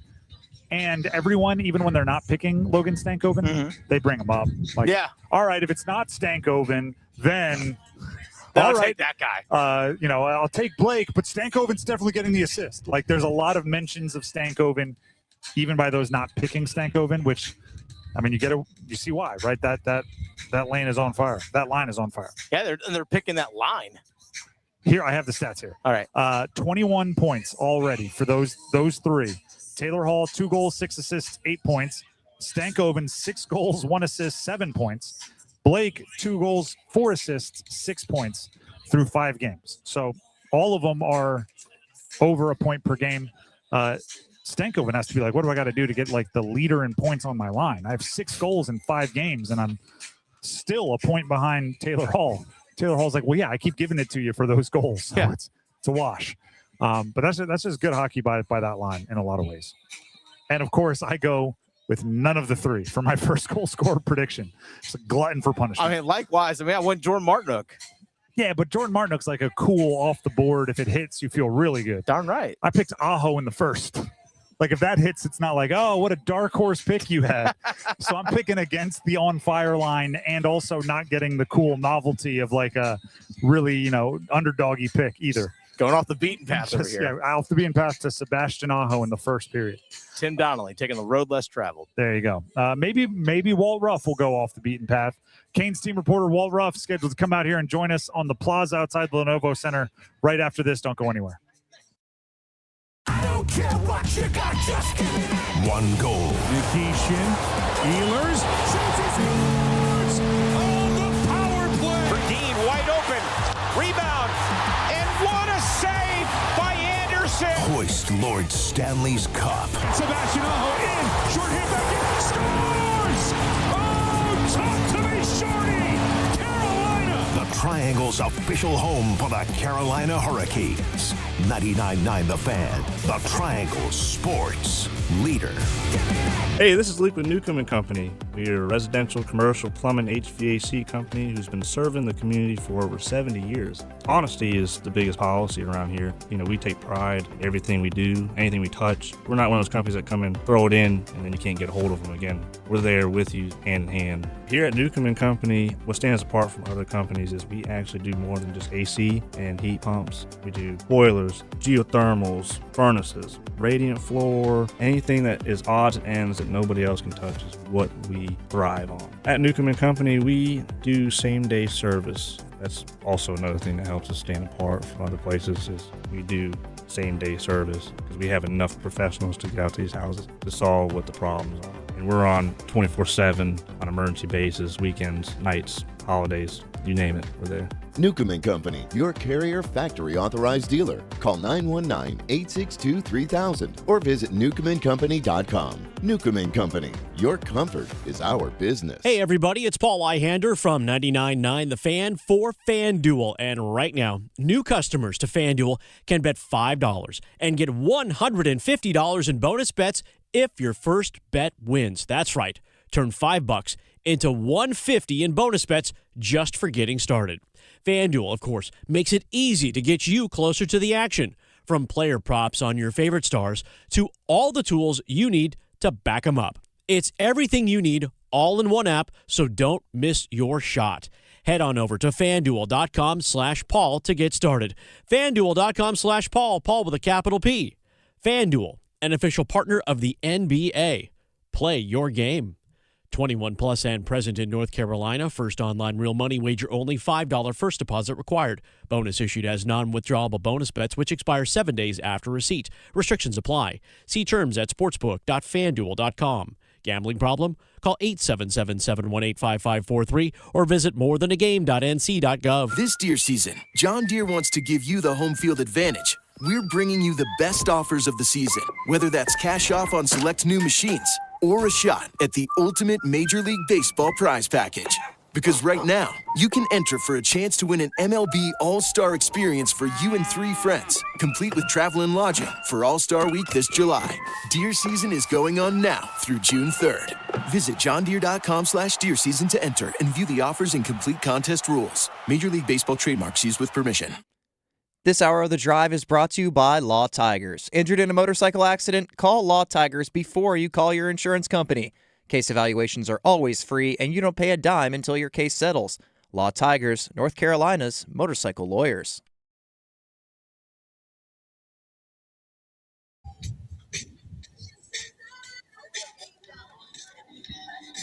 The Drive with Tim Donnelly, 99.9 The Fan. We are on location outside of the Lenovo Center where the Canes will be taking on the Flyers. They already lead 1-0 on the series. Game 2 tonight at 7. If you can't make it out here to the Lenovo Center, first of all, what are you doing? I mean, tailgate weather on point. Electricity in the arena going to be on point. But if you can't, you can always listen to it right here on 99.9 The Fan. 7 o'clock puck drop. Joining us outside the Lenovo Center, Canes team reporter Walt Ruff. Walt, we appreciate you for joining us as always. Thanks, fellas. Give the applause. To be here with you. I'm going to start with the simple but maybe most fun question. What's gotten into Logan Stankoven? Not just over the last 5. You know, you can say over the last couple months. He's on a 13-game point streak. What's gotten into number 22? You know, this is the boring answer, but I don't think he's doing anything different, right? I'm going to beat the same drum that Rod Brindamore has been beating because he has been consistently doing the right thing seemingly all year long. What I've been equating it to is like you know when you're going to the gym for a while and you're like, I'm not really seeing the progress I want. And then all of a sudden one day it's like, it's there. Yeah. Right. Oh, look at that. So that's the analogy I've been using. Super happy to see him having success because he certainly has the work ethic. I mean, he's the last guy off the ice every single day at practice. He shoots 1 million pucks off the ice. So it's very nice to see him rewarded. What about a similar question here? And it's something we're traditionally used to being super quality by the Canes, but it's been even better in the postseason. What's up with the penalty kill?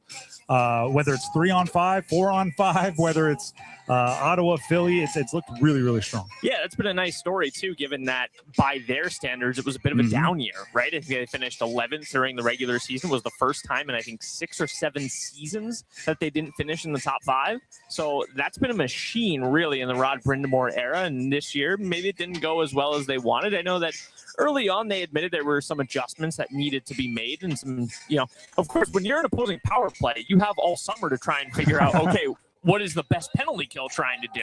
So maybe they were on the wrong end of that, but they made their changes, and you're right. They've been absolutely dominant here in the postseason. They've been assertive when they need to be. They're strong on pucks, and they just haven't made a lot of mistakes, frankly, and sometimes that's the best recipe.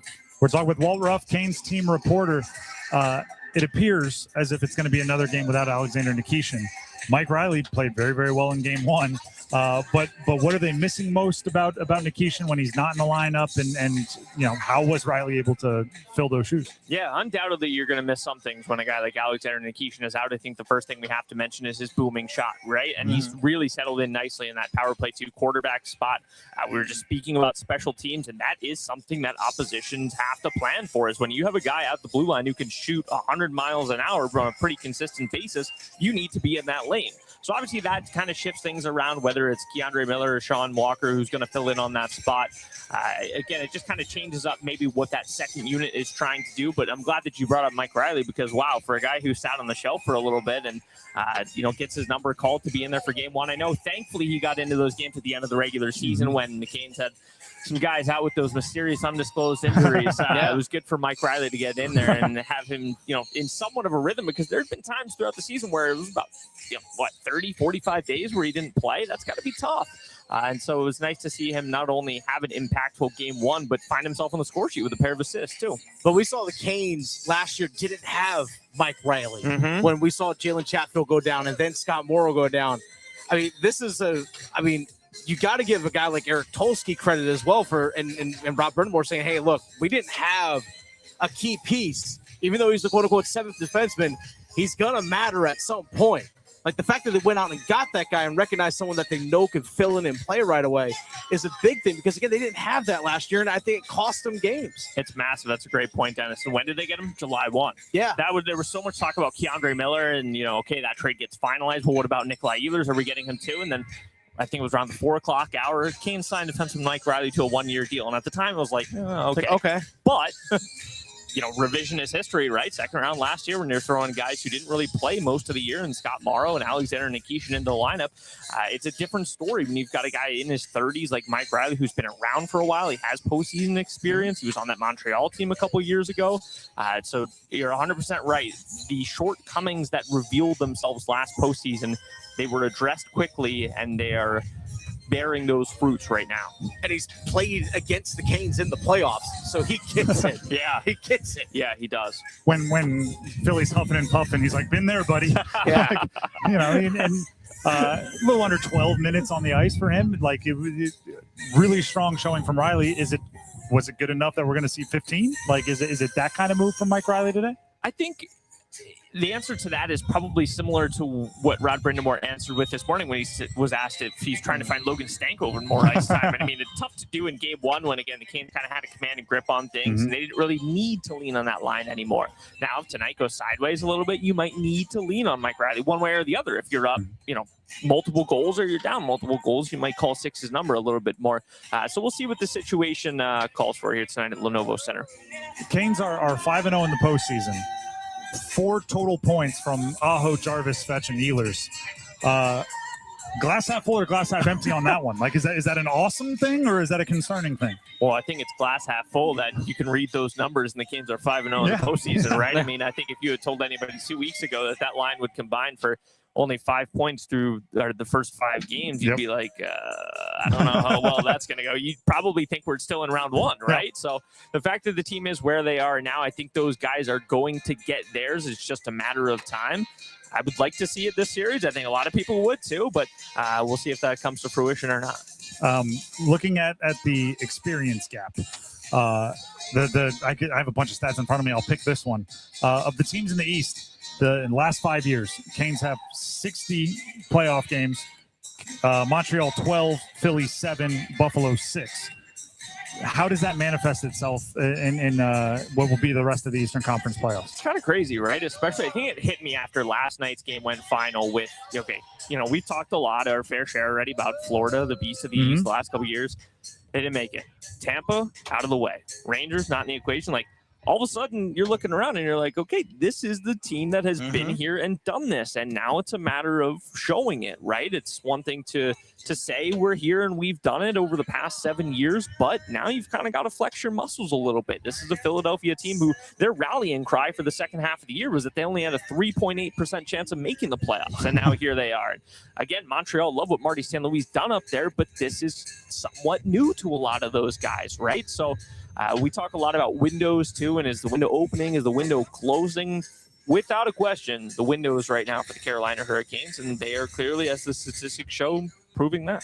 And another number to throw on top of that, 19 guys that are currently on the roster played at some point in the playoffs last year in a Canes uniform. Wow. That's a lot. I mean, and I asked Rod about it yesterday, just that collective experience together, as he also described it, was that they all felt that disappointment together as well. I mean, just how much of a benefit is that? It's one thing to have guys who have playoff experience, but to have done it together, that's invaluable. I don't know if you really can tangibly put how beneficial that is for the Canes. Certainly. It's a bit apples to oranges here, but I'll draw the comparison to yesterday afternoon. I was watching the Chicago Wolves, who are now in a 2-2 series in a best-of-5 against the Texas Stars in the American Hockey League. The Chicago Wolves were up 4-2 with 7 minutes left in the third period. You're thinking they're about to advance, and then they give one up, and all of a sudden there's 20 seconds left, and they've got a defenseman trying to tie up the puck along the wall in the D zone instead of maybe getting it out or getting it ice. And it's just those little moments like that where you can say, okay, we've lived this. We've been through this before. We saw the chippiness in the Ottawa series. The guys have been through those games before. They've played with the lead. They've played trailing from behind, right? We've seen some great comebacks in this building over the last couple of years. And so it's just those things that when you've been there and you've done that before, you can kind of breathe a little lighter and say, okay, we will find our way through this or out of this. And then the Chicago Wolves said, I need Alexis Legault here tomorrow, and he'll be there for the decider. Let's talk Freddie Anderson. We're talking with Walt Ruff, Canes team reporter. Second shutout to open a series in 2 chances so far this postseason. He's playing, the stereotypical Canes goaltender, which is can't let your mind wander early when you're not getting the work. Then you get a little bit more, and then they're pulling their goalie, and you're seeing a flurry. It's a really unique, mental experiment. But obviously, he's seeing it well right now. How impressive! Very impressed, especially for a guy who tonight is set to make his 6th consecutive start. I don't think he started more than 2 or 3 in a row during the regular season at all. So for him to be holding up in this shape is one thing, and then to be playing well is another. Super happy for Freddie. You're right. It is the instability of the position that maybe makes it as hard as it is, right? There was not a whole lot of work early, and then late, like you had mentioned, the Flyers, really turned things on, and you have to be still with it because we've seen games go sideways at the end too. We were just talking about experience too, and there have been some games over the last couple of years where Freddie's been great. There have been some games where he's had his lapses, right? So very, very happy for Freddie that A, he's still healthy, and B, playing at this level, and I hope it doesn't stop, quite frankly. You know what time it is. It's time. We need a first goal scorer prediction from you. And I will say, we're a couple first goals from Logan Stankoven away from just naming the game after him and for real. and moving on. So you can go chalk and go with Logan Stankoven. A lot of people have, or you can try to surprise us. Who's your first goal scorer prediction? Yeah, if you guys had odds, they'd be probably minus money on Stankoven at this rate, right? Might be. You'd be doing the is it worth it question. Yes. Yes. I know that one. Okay, I have to admit, I was listening to you guys before coming out. Oh, okay. I had Thank someone you. in mind, Appreciate it. and I was listening to the last segment, and Tim, you had said maybe Walt will go off the board and surprise us. So I was going to go with Sebastian Aho. We've talked about him already. I feel like he's due, right? Top line guy, gets his moments. But I'm going to follow your path. Well, just to be clear, I don't want to That's you know, okay. when I make bets on air, I like to tell people when my money's on it and when it's not. I did not go off the board. I picked Aho.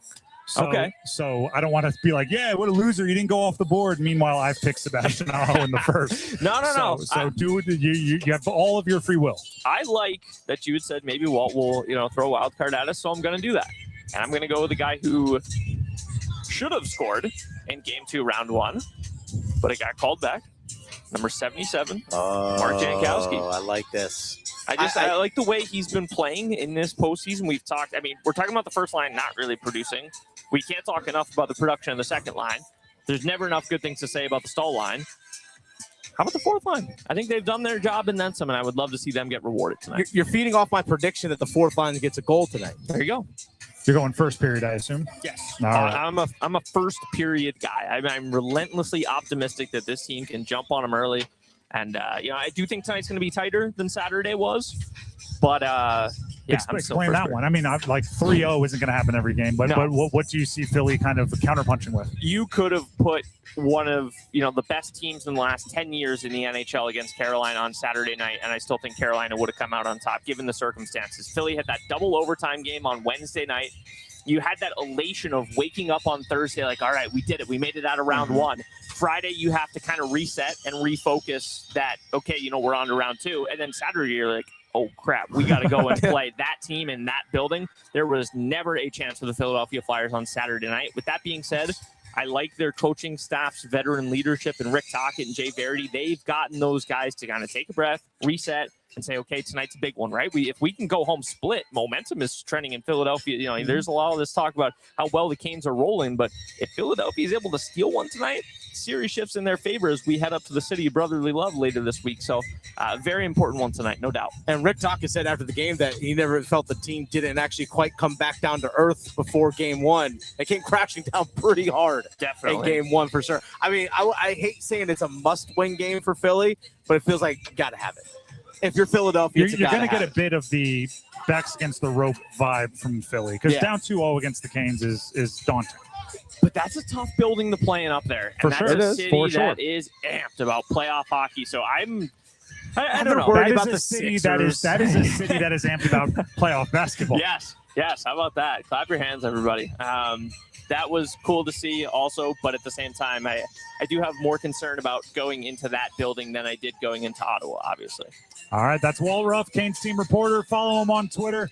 You get projected lineups. You get the first on injury news and also the insight that we enjoy from Walt. Walt, we appreciate it. Thanks, guys. Appreciate you both. We'll be back after this with the starting 5 from outside the Lenovo Center. But first, here's Dennis Cox. Hey, folks, Dennis Cox here real quick for my friends over at Loan Pronto. Folks, credit card interest rates, they're super high right now. They're right around 29%. And most people, they're only making minimum payments. So they're really getting nowhere. But here's what a lot of homeowners don't realize that they can do. They can tap into the equity in their home in order to pay off all those loans. For example, you want to pay off car loans, credit card loans, your existing HELOC. Maybe you want to get money for that home improvement project. Loan Pronto's rapid equity loan, you can pay off your credit cards and all those things I just mentioned in just a matter of days. But here's one thing that you got to keep in mind. For example, one client just got $100,000 approved. They saved over $1,500 a month. And here's the best part. With Loan Pronto, you can do it all from the comfort of your phone. With zero out of pocket, no hard credit pull up front, no appraisal, no long drawn out bank process, and no touching your first mortgage. Rates are at near 3-year lows, so act now. Go to loanpronto.com. See how much you can get in about 60 seconds. Loan Pronto, 2,800 5-star Google reviews. Call 919-381-1760 or visit loanpronto.com. 919-381-1760, loanpronto.com. Equal housing lender, NMLS 1661781, NMLSconsumeraccess.org. Starting 5 on the other side. Next. Need more Stanley Cup chatter, Canes fans? Listen afternoons with Adam Gold and The Drive for our Cup Check-In, served up by Carolina Ale House. We talk with hockey's best, past and present, bringing you the latest insight on the chase for Lord Stanley's Cup. It's the Cup Check-In on 99.9 The Fan, served up by Carolina Ale House. Come to Carolina Ale House for the official Carolina Hurricanes viewing parties throughout the playoffs. Visit CarolinaAleHouse.com/Canes to see the schedule. Life's great stories are built on yes and. Yes to the big game and the private suite. Yes to the beach and sailing offshore. Yes to traveling the country and exploring new ones. With the new Millionaire for Life from the North Carolina Education Lottery, you can say yes to $1 million now and every year for a lifetime. Millionaire for Life. Winning is just the beginning. Drawing 7 days a week. Must be 18 to play. Approximate overall odds of winning are 1 in 8.47. Problem gambling helpline 877-718-5543. Here's a harsh fact. 40% of women and nearly 20% of men suffer from varicose or spider veins.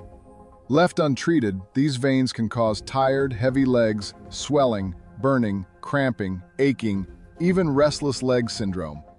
In some cases, it can lead to serious health risks like blood clots. USA Vein Clinics offers minimally invasive treatments that take as little as 15 minutes, covered by most insurances. Call 984-207-6220 and schedule your appointment today. Don't wait. Call 984-207-6220 for free information today. Imagine walking, exercising, and sleeping peacefully again. Varicose and spider veins won't go away on their own. USA Vein Clinics can help. Call 984-207-6220 for fast, easy, and affordable solutions. USA Vein Clinic's treatments are covered by most insurance plans. Don't put this off any longer. Call 984-207-6220. I'm attorney Brian Ritchie. Workers' comp can be tricky, but my law firm will be on top of all the complicated paperwork and sneaky deadlines so that all of your I's are dotted and T's are crossed. If you've been hurt on the job, I'm on top of it. Contact us at ritchielaw.com. Broadcasting live from the Eagle Leasing Studio, WCMC HD1 Holly Springs, 99.9 The Fan, the Triangle Sports Leader. I'm WRAL meteorologist Amy Wilmoth. Warming up out there today with a southerly breeze. We should climb to around 80 this afternoon under mostly sunny skies. Mostly clear tonight. Temperatures cool down into the mid-50s. We'll have partly cloudy skies Tuesday with highs in the mid-80s. 5 o'clock check of your money. Dow Jones closes down 557 points to 48,941. This hour of The Drive is brought to you by Law Tigers. Injured in a motorcycle accident? Call Law Tigers before you call your insurance company. Case evaluations are always free, and you don't pay a dime until your case settles. Law Tigers, North Carolina's motorcycle lawyers.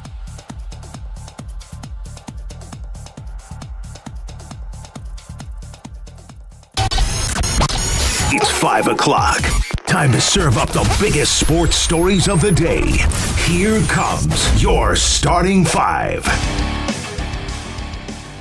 The Drive with Tim Donnelly here on 99.9 The Fan. It's officially game day. Yes. Game 2, Canes Flyers. Canes lead the second round playoff series 1-0 over Philadelphia. But I can absolutely tell you firsthand that the area outside of the Lenovo Center, it's playoff hockey day, baby. And what I mean by that is, listen, the Lenovo Center is always awesome. I think it's disrespected nationally. I think the fans bring the Caniacs, bring the energy all season long. It's different in the postseason, and it's tangible. You can feel it. It is not just what they're talking about, right? Everybody's already a little bit more jacked up, a little bit more ready to go, and we could not be more excited to be doing the show from live outside the Lenovo Center to hopefully pass along some of that story to all of you. And with it being 5 o'clock, hopefully you are all out there getting ready for the game somewhere 2 hours from puck drop and time for the starting five. Let's jump into it. Count them. 1, 2, 3, 4, 5. Philadelphia now trying to take the body, but Carolina doesn't take the bait. Out it comes. Here's a chance for Blake Sand out front. He scores! Oh, Carolina Jackson Blake with the answer. This line is scorching, and Carolina up 2-0 here. 12:30 to go on the first. Could we start the hour anywhere else? The Canes on Saturday got the win, 3-0. So it's a shutout for Freddie. It was more goals being scored by the Stankoven line, specifically Stankoven, with a couple of them. It was a lot of good, but, Walt Ruff made the point, and we should probably emphasize, these are the types of things you get furious about when they happen to your team, but then you largely ignore because you want the credit to go to your team when they happen to somebody else. Philadelphia was on a bit of an emotional roller coaster from the end of their first round through what is a tough place to play for the most rested team in the world, right? Showing up to a rested Canes at the Lenovo Center. So you should expect a better version of them in game 2. That's not to say you should expect a different result, but it just goes along with what we've been saying, which is, the every win you get in the NHL postseason is the hardest one that you've had to, and it's the easiest of any moving forward, right? The next one is always more difficult, and I don't see that being any different, right? The Canes dominated game 1, got on them early, didn't give up a ton of chances until the very end when Philly was getting a little desperate and pulled the goalie in things. Penalty kill did what they were supposed to do. It was just overwhelmingly a very, very solid showing from the Kings. I think one of my favorite things about that game was not just the hot start and how suffocating they were defensively. I think the thing that I actually liked the most is that when it was 2-0 for all the second period and deep into the third, I even posted this on Twitter. I said, as dominant as the Canes have been, they got to get the next goal, because the last thing you wanted to do is just all of a sudden the Flyers get one little bounce that goes their way, and all of a sudden it's a 2-1 game, and then they're like, hey guys, we have a chance. Hey, or just you give Philadelphia the mindset of, hey, we have a chance. We have a chance. Hey guys, just one shot. Throw everything into that, just one shot. And you give a team life. You buried them while you got that third goal, and I think that was a big thing. But that is two things there. One, that plays into all the experience we've been talking about, right? Because they've seen 2-goal leads go away, right? And darn near everyone there knows what that feels like, and they don't want to feel that again. And then secondly, the other thing is, that's the most impressive part of their postseason thus far, being 5-0, but they've only given up 5 goals. Yeah. You don't do that, even if, you don't do that if when you're up 3-0, you let them get a cheapie. You know what I mean? You don't do that if it's like, well, this one's wrapped up, we can take our foot off the gas. They get up 2-0, they're still applying the pressure, they're still playing their A game. At least that's what they've done through 5, right? You got to keep it up for a long postseason run, and that's more marathon than it is sprints. But up to this point, they haven't, had those like, oh, okay, let's exhale. They exhale when the clock hits 000. And maybe the best example of that would have been the double overtime game in the first series, right? They scored, exhaled, but then got it back, right? Yeah. and did it again. They've really done a really good job of understanding that, until the final buzzer sounds, they got to take care of business. That was a winning game 1. That was number 5. Let's get to number 4. 1, 2, 3, 4, all together. Minnesota's on it. Kaprizov, now Spurgeon. Spurgeon with a shot tipped in. Matt Boulding wins it for Minnesota in overtime. You want to talk about a lesson in goal leads, multi-goal leads? Gosh. Never being safe. So the Avs were up 3-0. Yep. Trailed 5-4. Yep. Won 9-6. Yeah. Yeah. Leads never safe. That's look, I know usually Sunday evenings there's beer league hockey games. Max knows what I'm talking about. He plays in the men's leagues, as do I. I had a game last night. We scored 8. That was not enough to beat the Colorado Avalanche last night. We scored 8. But imagine hey, tell the Minnesota Wild, you guys are going to score 6 goals today. You'd be like, okay. Yeah, they sign up for that every single time. Yeah, absolutely. That's just wild swings. That's in some ways playoff hockey, in some ways chaos. It's chaos, what that is. But it's, you can't take your foot off the gas at any point in time. Also, Montreal, they won a game 7 with 9 shots. Yeah. You got to be prepared for every kind of game. 9 goals, 9 shots. Yep. Both teams won. Yep. Like that is as chaotic as it can get. And by the way, the Montreal did not have a shot on goal at all in the second period. Not a single shot on goal in the second period. They elected not to. Yeah. Well, and the fluky, like the first goal was a fluky bounce. There was a deflection, and then it goes off the leg of a defenseman and in. Like, and the puck was going wide. It's just if your foot is 2 inches to the left, guess what? That puck goes into the corner. You keep playing. And then there's also Newhook, the guy who scored the game-winning goal for Montreal. Bats the puck out of midair at like goal line extended a few feet to the right of Vasilevsky, and it hits off his pad and goes in. It's like, oh, really? Those are the ones that you score? Didn't beat him clean, but that's just the game. Didn't beat him clean, but beat him. You just beat him. I mean, tell John Cooper, hey, you won the game, but not the scoreboard. You know, but it does play into what we were talking about earlier, right? But whether it was clean or not, Tampa's going home. They are for the 4th straight year, first round exit. And if you look at the East, like the Canes were part of the usual suspects for a long time, right? Just, one of these handful of teams are going to be there every single time, and it's going to be the Rangers, it's going to be Florida, it's going to be Tampa, right? And you're just going to run into them over and over, Devils, whatever. It's a lot of new blood and the Canes this year. So, the Canes, rightfully so, especially early on in this run under Rod Brindamore, took their lumps from the vets, from the ones that had been there, from the experience, from the vets. They're the vets now. They're the experience, right? With Tampa gone. I'm not saying they're untalented, right? Montreal, talent, like there are young, exciting teams, but the Canes have a massive experience advantage over everyone in the East. You also look as well as that, just look at the NHL as a whole. Of the 8 teams that made the second round, only Carolina and Vegas were in the second round last year. That's it. 6 new teams in the second round compared to last year. It's got to feel a bit like you're the kid who your junior year in high school hung out with all the seniors. Yeah. And then your senior year, you're looking around like, where is everybody? Right? They're all at college. Yep. And you got to go reacquaint yourself with your class. Like the Canes were the young whippersnappers around a lot of those guys for a long time. Now they're looking around going, whoa, we are suddenly older than most of you when it comes to postseason experience. That is number 4. Let's hit number 3. Second body, Hachimura, and he turns it over. Get it ahead for James. Slaps it over to Kennard. Lakers are down by 3 for the tie. It's good. LeBron James is money. So the NBA playoffs are also going on.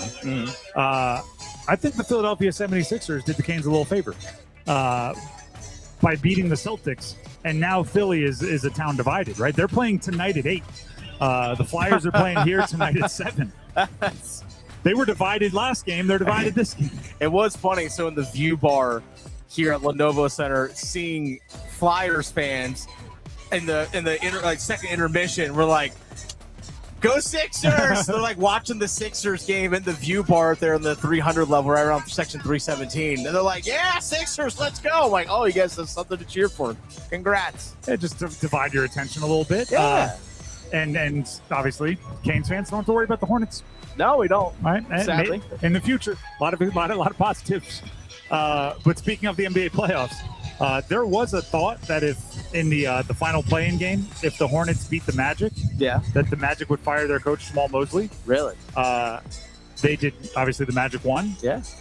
Well, the Magic, they gave up a 3-1 lead and lost to the Pistons, and they fired Jamal Mosley. Oh, they did fire him. Wow. So I did not know that. So the Hornets did not save Mosley's job. They just prolonged his postseason run before things went south for him. And then just from a bigger picture NBA standpoint, how many times in his life do you think LeBron's been an overwhelming underdog? Like, I know he's been an underdog, right? A few of the series against the Warriors in the finals and stuff. But LeBron and seemingly, the misfits of Lakers that can find a way to stay healthy they beat the Rockets and they're facing the Thunder. Yeah. They're going to be overwhelming underdogs. I'm kind of excited to see what LeBron does when it's like, might as well go crazy because if you lose, you were supposed to. Like, that probably hasn't happened to him since he was like, I don't know, 7. So there's some interesting stuff going on in the NBA playoffs that we may or may not pay attention to, depending on if they are the games are played when the Canes are playing or not. Because when the Canes are playing, we ignore that sort of thing. That is number 3. Let's get to number 2. Just the two of us. McNeil Jr., 2 seconds on the shot clock. 1. Presto. Just because you know don't mean you can stop it. We can't completely ignore the transfer portal in our neck of the woods. No, we right? can't. So let's get it out of the way here so we can get back to hockey. NC State received a recommitment from Paul McNeil Jr. over the weekend. 6'5" sophomore shooter. Led the ACC in three-point percentage, just under 43%. Just under 14 points per game. Did have a 47-point explosion. But I almost want to handicap that. He averaged just under 14 points per game. But if you take under Will Wade's chaotic year at NC State, that's 18 points per game under a more stable program, exactly. Right? There's a currency transfer there that you need to look at the transfer rates. He's a really good player. There you go. He's a really good player. He's probably pretty rich. I assume it was not cheap to get him back. There were some flirtations that got into high numbers at other schools, rumored. So I assume he's got a nice pretty penny to come on home. But mostly I think he's ready to be a number 1 option offensively for them. They brought in some interesting players. They still need more size. Still time in the portal. But I think he's ready to be the number 1 option when it comes to scoring the basketball. What is it going to be like when they play Carolina and he's got to guard Matt Abel? Well, there's a separate conversation there. There's some rumors that Matt Abel may be getting some positive NBA conversations. But he never entered the draft, though. He was invited to the combine. I know that. I think he gets to go through the process. Yeah. I didn't see him actually declare.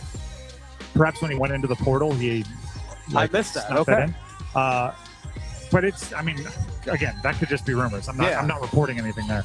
But no, it'll be fascinating. And speaking of that exact phenomena, John Blackwell for Duke, Wisconsin transfer, commits to Duke. He's going to be going through the combine as well, I believe. I thought it was interesting that Duke over the weekend got a commitment from a Loyola Maryland transfer guard, Jacob Theodosiou, and I apologize on the pronunciation there.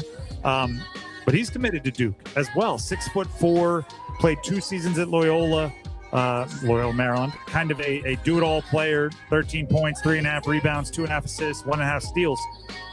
Perhaps there's some insurance if Blackwell maybe likes what he hears from the NBA, because there's 2 things that are impacting NBA declares and not declares. One, I think a lot of players that in years past would have declared to go to the draft are sticking around because of NIL. Guys like Braden Mullins from UConn, guys like Dame Sarr from Duke are electing to stay, which could make more maybe prospects that wouldn't have gone in the past say, hey, I can get drafted higher than I thought going pro. If that happens with a Blackwell or an Abel, it could really change up the rosters for some guys locally. And then Juke Harris from Wake Forest committed to Tennessee earlier today. CBS sources, Matt Norlander reporting, Harris's agent commanded a $5 million price tag.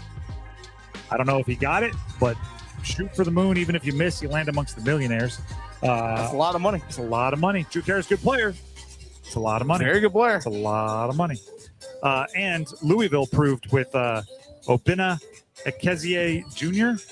that if you are a 7-foot high school junior anywhere in the world, someone in the ACC will pay you to reclassify up and go be a college player right now. The third reclass from the class of 2027 to the class of 2026, 7-footer, to join one of the top teams in the ACC in the last week and a half. Carolina got one in Sayan Keita from Barcelona, his teammate, Joaquin Boumche to Duke, and now Ekezie goes to Louisville. All 7-footers, all reclassified from the class of 2027 to 2026 to join premier ACC programs. If you're 7 feet tall, college basketball coaches want you. Even if you're just depth for a year or two, they want you on their team. You can't have too much. Can't teach 7 foot. Can't teach 7 that. foot. And as soon as they can, a lot of people are going to be studying because it's lucrative. The Drive with Tim Donnelly, 99.9 The Fan. That is number 2. Let's get to number 1. Go 1! Now a turnover here. Jarvis gets it across. Stankoven scores again! Logan Stankoven, his second of the game, and Carolina goes up 3-0. Carolina Hurricanes, Philadelphia Flyers, Game 2. Just a few feet from where we are sitting and doing today's show. It is a 7 o'clock puck drop. Let's get the details out of the way. 7 o'clock puck drop. Our show will take you live till 6. We'll pass things right off to Adam Gold in Storm Watch. He'll be live for an hour, take you right up to puck drop. Mike Maniscalco, Trip Tracy. The only place you can hear him is on 99.9 The Fan, and also the 99.9 The Fan app, which you can download from the Google Play or App Store, depending on what kind of phone you have. Completely free to you. All we ask is for a 5-star rating. And you can do the whole, mute the TV, get the app going. You can do all of that if you see fit. That's the details. The fun part is playoff hockey here in Raleigh. Yeah. At 7 o'clock today. It's a really important one for the Canes. We were discussing it earlier. When you get beat as thoroughly as Philadelphia did in Game 1, I think mentally as a competitor, you're looking for things to separate that game from the others. Yeah. Right? It's why, if a player comes back from injury, you're like, oh, we didn't get beat by a bunch. We got beat by a bunch without him before he came back from an injury. Philadelphia mentally has that, right? Like, yeah, we got beat, but they were a week rested. We were off this emotional roller coaster, overtime games. Didn't have Owen Tippett. Like, there is that, right? So you can do that for a game, right? You can almost talk yourself into anything for a game. If Philadelphia comes out and dominates Game 2, oh no, okay, there's your brain, right? The little the angel and the devil in your back of your brain are going like, no, they're just better than you, right? It's not because of all that stuff you talked yourself into about Game 1. They're just whipping your tail. So if you're the Canes, I think it's a really important game if you want to make quick work of this series, to come out and quickly establish yourself as like to use like the nature documentary, like establish your dominance over the visiting alpha or whatever you want to say. Like, it's important to get out there and make, not to say like there's anything wrong with this series going 6, right? Like, if you get the win, you get the win. But if you want to make quick work of it, I think this is a really important game. So you're saying mark their territory. I got it. Exactly. Mark your territory. I'm very much to the mindset of don't give Philadelphia any sort of belief. Yeah. At any point in this game, don't give them any sort of belief. And obviously, a win as a whole will give them belief. But in the course of the game, don't give them any sense of, hey, you know what? We can actually do this. Don't give them any sort of hope. Because if you go into Philadelphia, even if you lose today for Carolina, I'm still confident that you're going to win this series. But you don't want to give the Flyers any speck of confidence. You want to rip that from them as soon as you can. I mean, right now, and this is going to be pierced, okay? This armor is going to be pierced at some point. But through 5 games, the Canes are kind of rolling. You know what I mean? Like, through 5 games, they've been pretty recklessly dominant. The longer you can keep that going, the more intimidating you become. Again, it will be pierced, right? Whether it's by Philly or down the road, at time you're going to have to bounce back from something somewhere. You're not going to go 16 games through a Stanley Cup playoff and just, give up a goal per game and never allow any kind of power play or any, like, it's going to happen. But the longer you can keep it up, the more that mental edge grows and grows and grows and grows, which, by the way, is kind of the name of the game, right? There's a reason why sports psychologists exist, and we talk so much about confidence amongst players, and I'm always using golf analogies. It's because it's real. Mm-hmm. If you can get a mental leg up on your opponents, it will pay dividends, and the Canes should use it, right? You know what? We're gonna hold off on something until after the break, because we need an if-then statement. Okay. So we're gonna get to that, but we're gonna take a break because I want to make sure everybody knows that your first goal scorer predictions need to be in by game time, right? They need to be in by 7 o'clock. So if you want to jump in our YouTube live stream comments, 99.9 The Fan on YouTube, check the live stream right beneath the video or to the right of the video. You can go in there and give us who you think will score the first goal of the game for the Carolina Hurricanes. and in what period you think that goal will be scored. You can also head over to my my Twitter at Donnelly Sports. I posted a tweet or a post, whatever, it's on x.com, of asking for first goal scorer predictions earlier today. You can comment there. As the fan in front of us just said, Jarvis. Jarvis, first period? Okay. Jarvis in the first. Jarvis in the first. I like it. And actually, this fan that just picked Jarvis in the first is Yeah. a good example of it. Posting today also on our social media, just a little little sports fan etiquette thing going on here. What's your take on wearing Whalers gear to support the Canes at a Canes postseason game? Some all about it, some not for it. You can state your case. We'll be posting videos on different social medias and everything that you can comment on. Whalers, Canes, synonymous most of the time. Some think in the postseason it gets more real. You need to be wearing the red, black, and white. The Drive with Tim Donnelly, 99.9 The Fan. As promised, we're going to get an if-then statement from Dennis. When we come back, I might even give you one of my own. But before we do any of that, I got to tell you about Miller Lending. Tim Donnelly here for Miller Lending. Miller Lending offers something called a no-cost loan. What that does is it makes it so you should not buy your rate down with thousands and thousands of dollars when you get your mortgage. Instead, don't pay closing costs. Get a no closing cost loan from Miller Lending. And with a volatile market, when they go down, when rates go down, boom, refi, no closing costs, no cash out of your pocket. If they go up, sit, chill, wait till they come down, boom, refi. Over a 30-year mortgage, assuming you got the 30-year fixed rate, you'll be able to refinance probably a bunch of times, get that lower monthly payment without taking thousands and thousands of dollars out of your pocket. Give them a call, ask questions, learn more. It's Miller Lending, and the phone number is 919-860-5326. That's 919. Oh, sorry. Hold on. I just gave them our number. Oh, yeah. Went on autopilot there. The number for Miller Lending is 919-447-3377. If you ever question whether these were live, there's proof that it is. 919-447-3377. You can also visit them online, millerlending.com. Now here's the live part that I try to impress people with. Miller Lending is an equalizing lender, and MLS number 250-2146. There you go.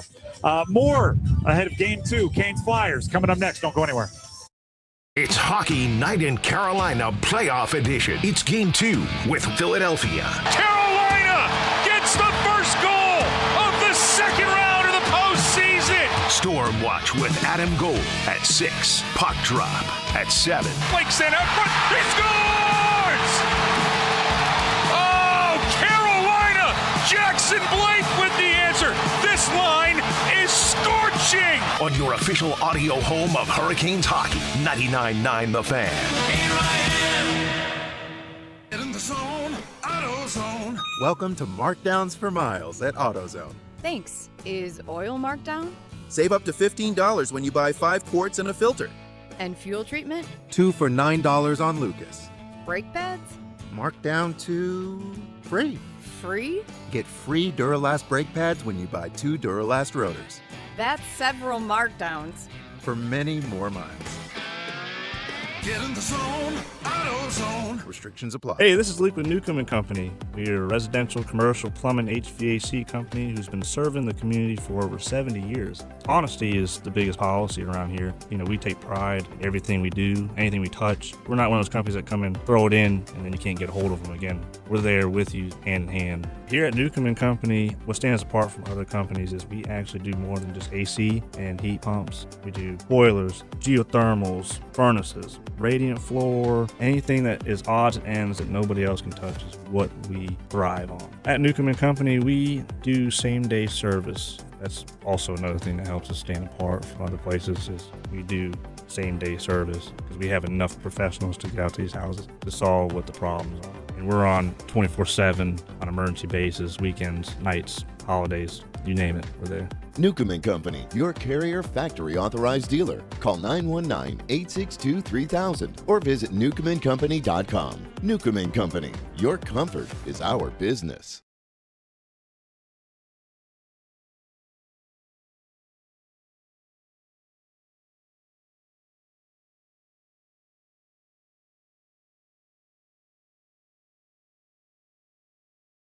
So, Jared, we're getting first goal scorer predictions. We're back here on the drive, Tim. All right, we are back here, the drive with Tim Donnelly, 99.9 The Fan. They are sounding the siren in front of us.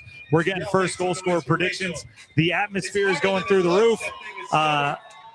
And shout out to Ben, who just stopped by, went Stankoven in the first. He said first minute. Let's go. Stankoven's out there in the first minute, scoring in the first minute. Mike went Jarvis in the first, Aho assist. Jared went Jarvis in the first, somewhere between the 9 and 12 minute mark. Yeah. I like all the details. The more details, the better.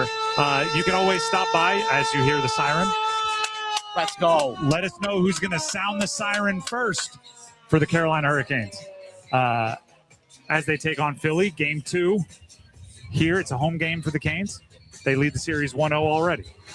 Dennis, before the break, I let you know that you were going to have this question coming your way. I need an if-then statement for Game 2. If blank happens, then the Canes get the win and they lead the series 2-0. I mean, do I go the obvious? If Stankoven scores, the Canes win. I mean, we're 5 for 5 so far. I'm actually going to avoid the obvious on this one. I'm still going to go with what I stated earlier in the show. If the fourth line scores today, Canes win. Okay. If the fourth line of Jankowski, Robinson, Carrier, if they get a goal tonight, the Canes are winning. Okay, so I, like you and every fan, gets excited about things. It seems like you're really excited today for that fourth line. Yes, I am. At the risk of just being like my 5-year-old son at home. Why? And I'm not saying you're wrong. I just want to hear your reason. There's, in my opinion, at least especially the teams that are left in the playoffs, there's no fourth line. I'm not even sure if people can hear what we're saying right now. I don't know, but that siren is right in front of us getting worse. Cranking the siren. I say that in literal sense. The way the Carolina Hurricanes, their fourth line with Jankowski, Robinson, Carrier, their combination of speed and size and how they blend together, they are able to wear down on opposing teams. No other team's fourth line can match and skate with them the way they do. Just go back to that double overtime game against the Ottawa Senators. As that game went on into overtime, first and second overtime, what was the line that was constantly hemming in the opposing team? It was that fourth line. They were constantly just laying all bodies and everything. And I'm telling you, at some point, they're going to be rewarded for that with a greasy goal around the net just by their forecheck and just the way that the other teams are going to turn the puck over. In this case, the Flyers, they're going to cough up the puck. The Flyers are going to cough up the puck, and they're going to benefit from it because of the heaviness in which they play. I don't know if I told this story on air, and I won't say any names, but during the double overtime game on Media Row, there's another media member there near me, I'll say. Yeah. And he kept saying during the overtimes, they got their fourth line in again. Like, he was like, they got their fourth line. Why the fourth line's out there again? I was like, he couldn't understand why. And every time I was like, look where they are. Yeah. Like, they've got the puck there in the offensive zone, and they've been there for 35 seconds. Like, you don't take out the line or stop putting the line in when that's like, if every time you look down and it's the fourth line, before you get mad, see where the puck is. Like, they were doing their job. So they kept earning more and more minutes. So, the fourth line, they're playing well. And, Rod Brindamore's probably his ears are ringing with cringe because we keep calling them the fourth line and they don't number their lines. But, you look at time on ice, you look at roles and everything, they're asked to do something specific and they do that job really, really well. And then, you got kind of doubled up with Walt Ruff picking Mark Jankowski as his first goal scorer prediction. So if that happens, a whole bunch of predictions are coming true. What's your if then? My if then, okay. Oh, we got a stooge here behind us with a Flyers jersey. We're just happy to be here. You should be. You should be happy to be here. As you said, I root for your Sixers. There you go. Go root for your Sixers. That went from he came up here. By the way, if you're not watching on YouTube, somebody in a Flyers jersey jumped behind us on our camera, started doing the show in the jersey and everything. Went from real combative energy, and as soon as we addressed him, as if he didn't think we were going to talk about him on air, he went right to hey, we're just happy to be here. We're just happy to be here. Exactly. Exactly. As soon as I say, stooge, he's like, actually, you know what? It's like, you guys are breaking the fourth wall? You're willing to address us? No. He thought he could yell whatever he wanted, and we were just going to sit here mannequins just talking. That was actually pretty satisfying for me. Yeah. Let us know when you score. But Right. Thank you, Max. Well, let's actually hit that real quick here. Not saying talk to me when you score, but it's been a while since the Canes have even trailed in a game. That is something where and I get the sense with Rod Brindamore in post games and things, he's going out of his way to not be over praising. He acknowledges the obvious, right? Hey, yeah. It's good to have a shutout in game one every series. Freddie's playing solid. But there is an element of you can't change what you're doing because things are going well. Yeah. There is an element of you gotta keep your pedal to the floor. And I think that's where the experience comes in. I'm going to talk about this a ton because the numbers are staggering. Freddie Anderson has 90 postseason starts. The starting goalie of every other postseason team still alive this year combined has 70 postseason starts. That is outlandish, and it is something that you should be able to see how it manifests, right? It's in not panicking or in panicking, knowing when you should panic and when you should go a little haywire. The Canes have an experience advantage on damn near every team in the postseason right now. Shout out to a few guys that got eliminated early. A few teams that got eliminated early. My if-then statement. I don't want to cop out on that. I'm going to go reverse. Oh, okay. Let's say if the top line gets a goal, all right, the Canes win.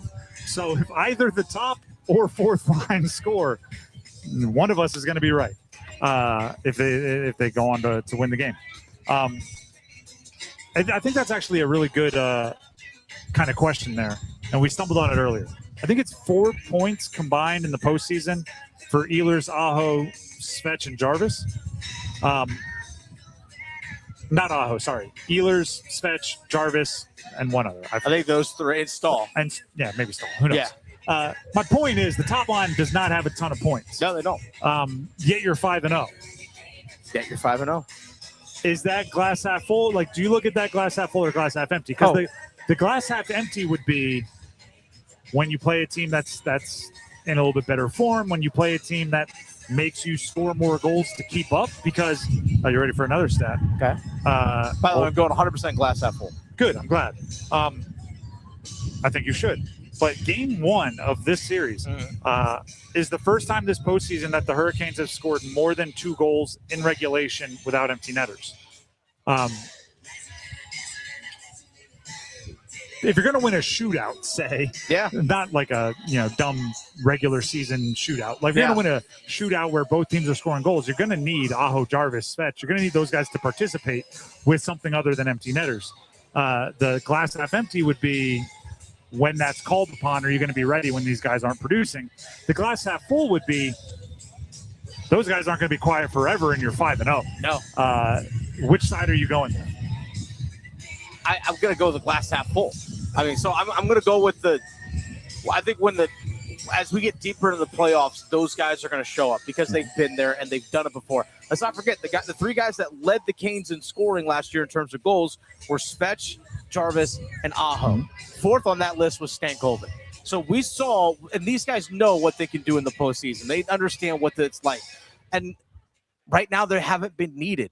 I'm still on the mindset of I really think that the Seth Jarvis pass to Logan Stankoven on the third goal, that just getting involved offensively 5-on-5, I think that is going to get that guy, just get him going individually and just that line going collectively as well.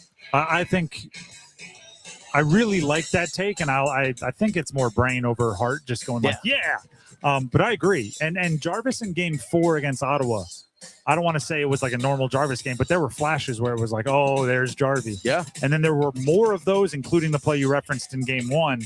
If you just get more Jarvie, you're going to be doing just fine. The Drive with Tim Donnelly, 99.9 The Fan. We are live outside of the Lenovo Center. If you're out here tailgating, you're making your way in, we'd love to hear from you. Stop by, make a first goal score prediction. A lot of options there. And we are still needing to make our picks for the game. But before we do any of that, Dennis Cox has something he'd like to tell you. I do. Dennis Cox here, real quick, for my friends over at Law Tigers. Something that I was definitely doing this weekend and definitely enjoying the beautiful weather was being out on the road, being out on my motorcycle. And I saw a lot of other motorcycles out there on the road. But I know definitely riding around here in different parts of Raleigh that there are different times of the day where corners and stuff that you're turning are pretty shady. So people maybe not see you as a motorcycle out there on the road. So do everything you can to make yourself as visible as possible, especially for traffic that is, people that are turning off of side roads into traffic. Make yourself as visible as possible. But also, when you're going down roads, understand that you need to have an escape. You have to have an out, because otherwise you're going to put yourself in a one-track spot, and that could be a dangerous situation for you. But if you are injured in a motorcycle accident, you got to contact Law Tigers at 1-800-LAW-TIGERS even before you get in touch with the insurance company. Here's the thing. Insurance companies want to give you the least amount possible. Law Tigers, they're riders too. They understand what your bike is worth, your gear is worth, but also they understand the dangers of the road. That's why your case evaluation is always free, and you don't pay a dime until your case settles. So give them a call, 1-800-LAW-TIGERS, or visit lawtigers.com. 1-800-LAW-TIGERS, North Carolina's motorcycle lawyers. Law Tigers is a network of independent law firms who are members of the American Association of Motorcycle Injury Lawyers. Law Tigers is not a law firm. Before we hit a break here, I do want to pass along some info from you. Owen Tippett of the Flyers out today. Officially out again? All right. Officially out. And it's a big loss for them. It is. And they have deemed him a possibility for Game 3. So not only out for Game 2, but I don't know, a little bit of ground to cover before he is available. And obviously, as we've said a bunch of times, but in case you are unaware, Alexander Nikishin not playing for the Canes again. That'll be Mike Riley stepping into his shoes, as he did admirably, actually more than admirably, in Game 1 for the Canes. We'll be back, getting you ready for Game 2 outside the Lenovo Center right after this. Stick around. It's Hockey Night in Carolina Playoff Edition. It's Game 2 with Philadelphia. Carolina gets the first goal of the second round of the postseason. Storm Watch with Adam Gold at 6. Puck Drop at 7. Blake sent out front. He scores! Oh, Carolina! Jackson Blake with the answer. This line is scorching. On your official audio home of Hurricanes hockey, 99.9 The Fan. I'm Neil, founder of Clay Room. When I found ceramics, I realized my calling was to give others the space to be creative. So I set out to open my own studio. Having a Chase Ink card has allowed us to grow it and bring people together. Now we're molding a creative community. With the Chase Ink Business Cash Card, you can earn up to 5% cash back on business essentials, so your business can go from here to possible. Chase for business. Make more with yours. Real business owner compensated for their participation. Cards issued by J.P. Morgan Chase Bank, N.A. member FDIC, subject to credit approval. Terms apply. When sleep isn't working, everything feels harder. Your health, your patience, your focus, even your relationships. I'm Megan Giggling with Parkway Sleep Health Centers. Too often, people are told to wait months or even years just to talk to a sleep specialist. But untreated sleep problems don't wait. At Parkway, care begins within weeks with home sleep studies and fast, coordinated support so people can move forward instead of staying stuck. Better sleep changes everything. Parkway Sleep, your fastest path to better sleep. Start today at parkwaysleep.com. Sound sleep, sound health. Hey, what do you say? John Forsland here for my friends at Buffalo Brothers. My favorite place to go in the Triangle for the best wings on the planet. How about this special? Every Monday, half-priced wings all day. Dine-in only. Now that's a deal, baby. Everything on the menu is amazing. Pizza, apps, and always great drink specials. Visit any of their 5 Triangle locations and their pet-friendly patio, too. Online, buffbrothers.com. Aw, man, now I want wings.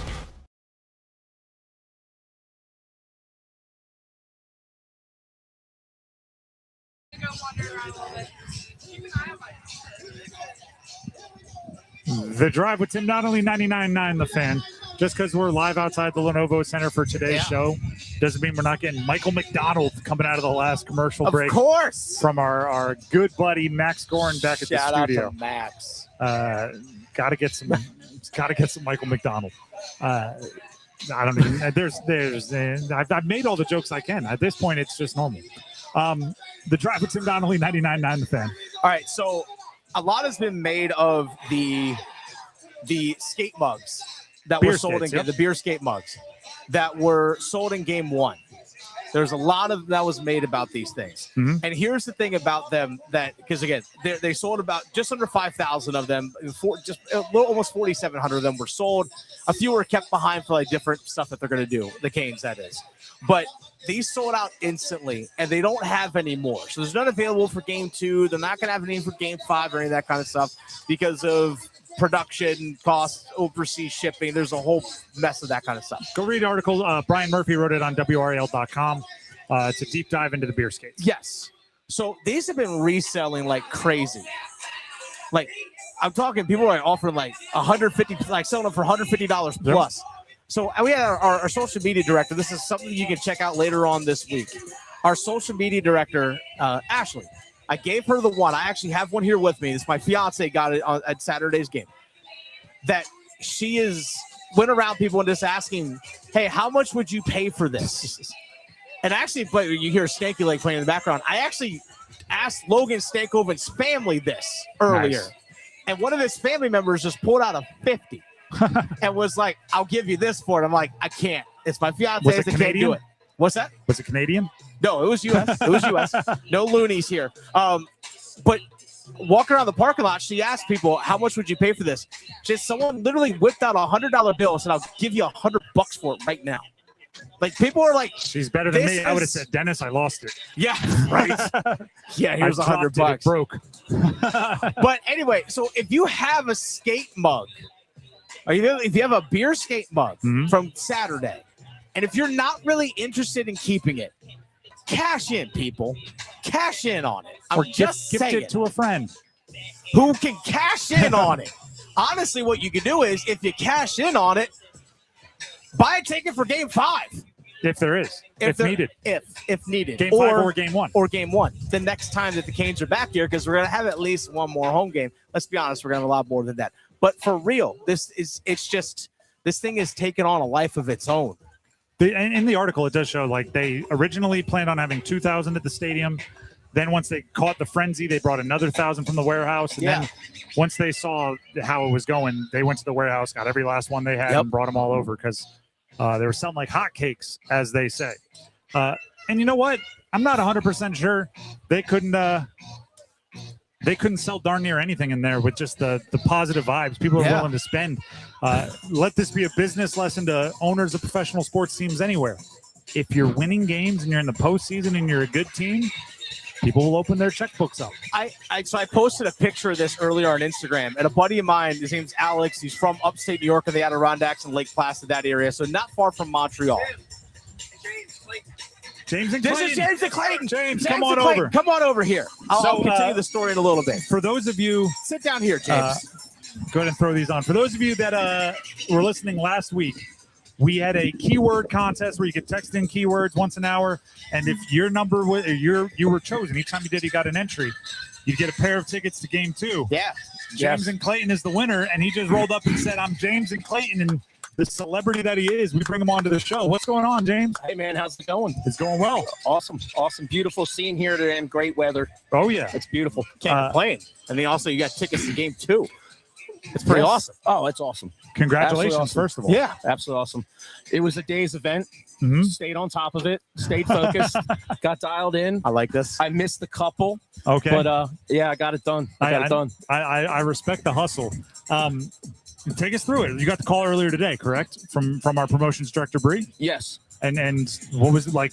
I wish we were recording that right? Like, it was there some woohoos? Like, what'd you give us? Completely on point. And, no regrets. It's all all right. good. Who'd you bring? I brought my friend Jen. There you go. Nice. She's the mix of a blend and Flyers, and I'm a blend of Flyers from from Philly. All right, we won't hold that against you too much. Nah, you can't because I've been down here since '89. He has the Canes hat on, okay. so he's pledged his allegiance. Yes. The Canes shirt on. Oh yeah, absolutely. And his shirt. Yep. Before we let you go, and thank you for stopping by. We're happy to You got it, brother. happy to hang out. We don't want to take away too much of your pregame, but first goal scorer. Who scores the first goal for the Canes? I'm going to stay with Stank, man. All right. Yep. Stankoven first period. period? Yes, sir. All right. Fastball down the middle. Hey, there's nothing wrong with it. Fastball down the middle. 19, 20 miles an hour right to the net. James says Stankoven. Yes, sir. In the first. You are locked in. Congratulations All right. again. Enjoy hey, the man, game. thank you, guys. Of Thank course. you very much. Thank you. Appreciate it. Yeah. Let us know. Let us know on social media or something how it is. Give All us the recap. Certainly will. Thank you. You're welcome. Once again, that is James and Clayton, friend of the show, keyword playoff ticket winner. And like I said earlier, enjoy the game. It could have only taken one, right? Just send in the keyword once, you might have won. It's possible. Got to max your chances though, and James is one of them, right? He texted in the keyword a bunch of times, got as many entries as possible, and it proved fruitful for him. And now he and his friend are catching a game completely on us, which is always the goal. You want to give us the first goal scorer prediction? What? First goal scorer. Who scores the first goal for the Canes? All right, 2-1. All right, man. Appreciate it. We are live here outside the Lenovo Center. As you can tell, the fans are getting appropriately rowdy, right? Nobody's fault here. We're getting engulfed by it, and it's fun. I mean, it's out here. Everyone's having a good time. With that being said, we do have to start making some predictions. So right now, I'm actually going to put it on Max Gorin back at the studio. Max, we need a final score prediction from you. We have your first goal scorer. You're going Blake in the first. But who wins the game and what's the final score? Hurricanes win 4-1. 4-1. People acted like I was really over the top confident in the Canes when I went 4-1 in game one. I think 3-0 is just about the same. Dennis, throw your headset on here. Good hanging out with James and Clayton. Absolutely. But we need a final goal score prediction from you. Not final goal score, final score prediction. If you want to pick the final goal scorer, feel free, assuming it's Kane. I'm gonna go 4-2 on this one. 4-2. Paint the picture. Give us the details. So I'm very big. I said Jordan Martinook's going to score the first goal of the game. I think that actually happens probably in the first 7-8 minutes of the game. So I'm going to go with that. Jordan Martinook in that line scoring. I'm going to also go with that And what's your name, sir? Bubba? Roebuck? Okay, you're from. This guy's from fully Scotland. Scottish over here. We got a Scottish fan who picks Svechnikov in the first for a first goal score. All right. There you go. 5 minutes in. All right. Appreciate it. Thank you very much. 452. I like the specificity of this. The more right details, here. the better. I love this. All right, keep painting the picture. Live radio here. All right, so I think the Canes win this one 4-2. I think Carolina gets themselves in an early 2-0 lead. Okay. And I think what we're going to see happen, similar to what we saw the game 2 against Ottawa, where Ottawa scored a couple of goals to tie things up. Now, obviously, that game 2 went to overtime, but I think Carolina gets a third period goal early from the fourth line. I think fourth line gets the early third period goal, and then they get an empty netter to tack it on there at the end. So 4-2. I think Carolina takes an early 2-0 lead. Then we have 2 goals back-to-back, one in the first period, one in the second period from Philadelphia ties it. Canes early third period goal, make it 3-2, and then they score an empty netter at the end, make it 4-2. I'm going to similarly reverse engineer my pick. Okay. And I'm going to go 4-1 because I have Aho with 3 assists. I think he's going to have a kind of a breakout day. That top line, the lid will be popped, so to speak, and then they're just going to roll through. But I also want to keep all of the Stankoven line streaks alive. So Logan Stankoven will score a goal assisted by both Hall and Blake, so they all get their point and get to keep things rolling. So it'll be a Stankoven goal. It'll be a Hall and Blake assist on the Stankoven goal. I like this. And then the Aho 3 assists will likely be power play, top line, so they won't be involved in those. And then that's the way it goes. 4-1, just because I think it's a little ambitious to pick back-to-back shutouts. So I'll give them 1 goal just to, mix it up. Listen, everybody, we're going to pass things off here at the end of the drive to Adam Gold for Stormwatch. We're an hour and 5 minutes away from scheduled puck drop, right? 7 o'clock broadcast start with Mike Meniscalco and Trip Tracy. Adam will handle the minutes the hour in the meantime. And for the rest of you, if you can't make it out here to the Lenovo Center, keep it tuned right here to 99.9 The Fan for the entirety of the night. And we'll be back tomorrow to break it down. Hopefully to break down how the Canes are going to go to Philly with a 2-0 lead and everything else. So enjoy the game. Enjoy your evening. Thank you to Max for keeping us up and running. Thank you to Dennis and everybody here for doing the same. We'll see you tomorrow. Have a wonderful night, everybody. Let's go.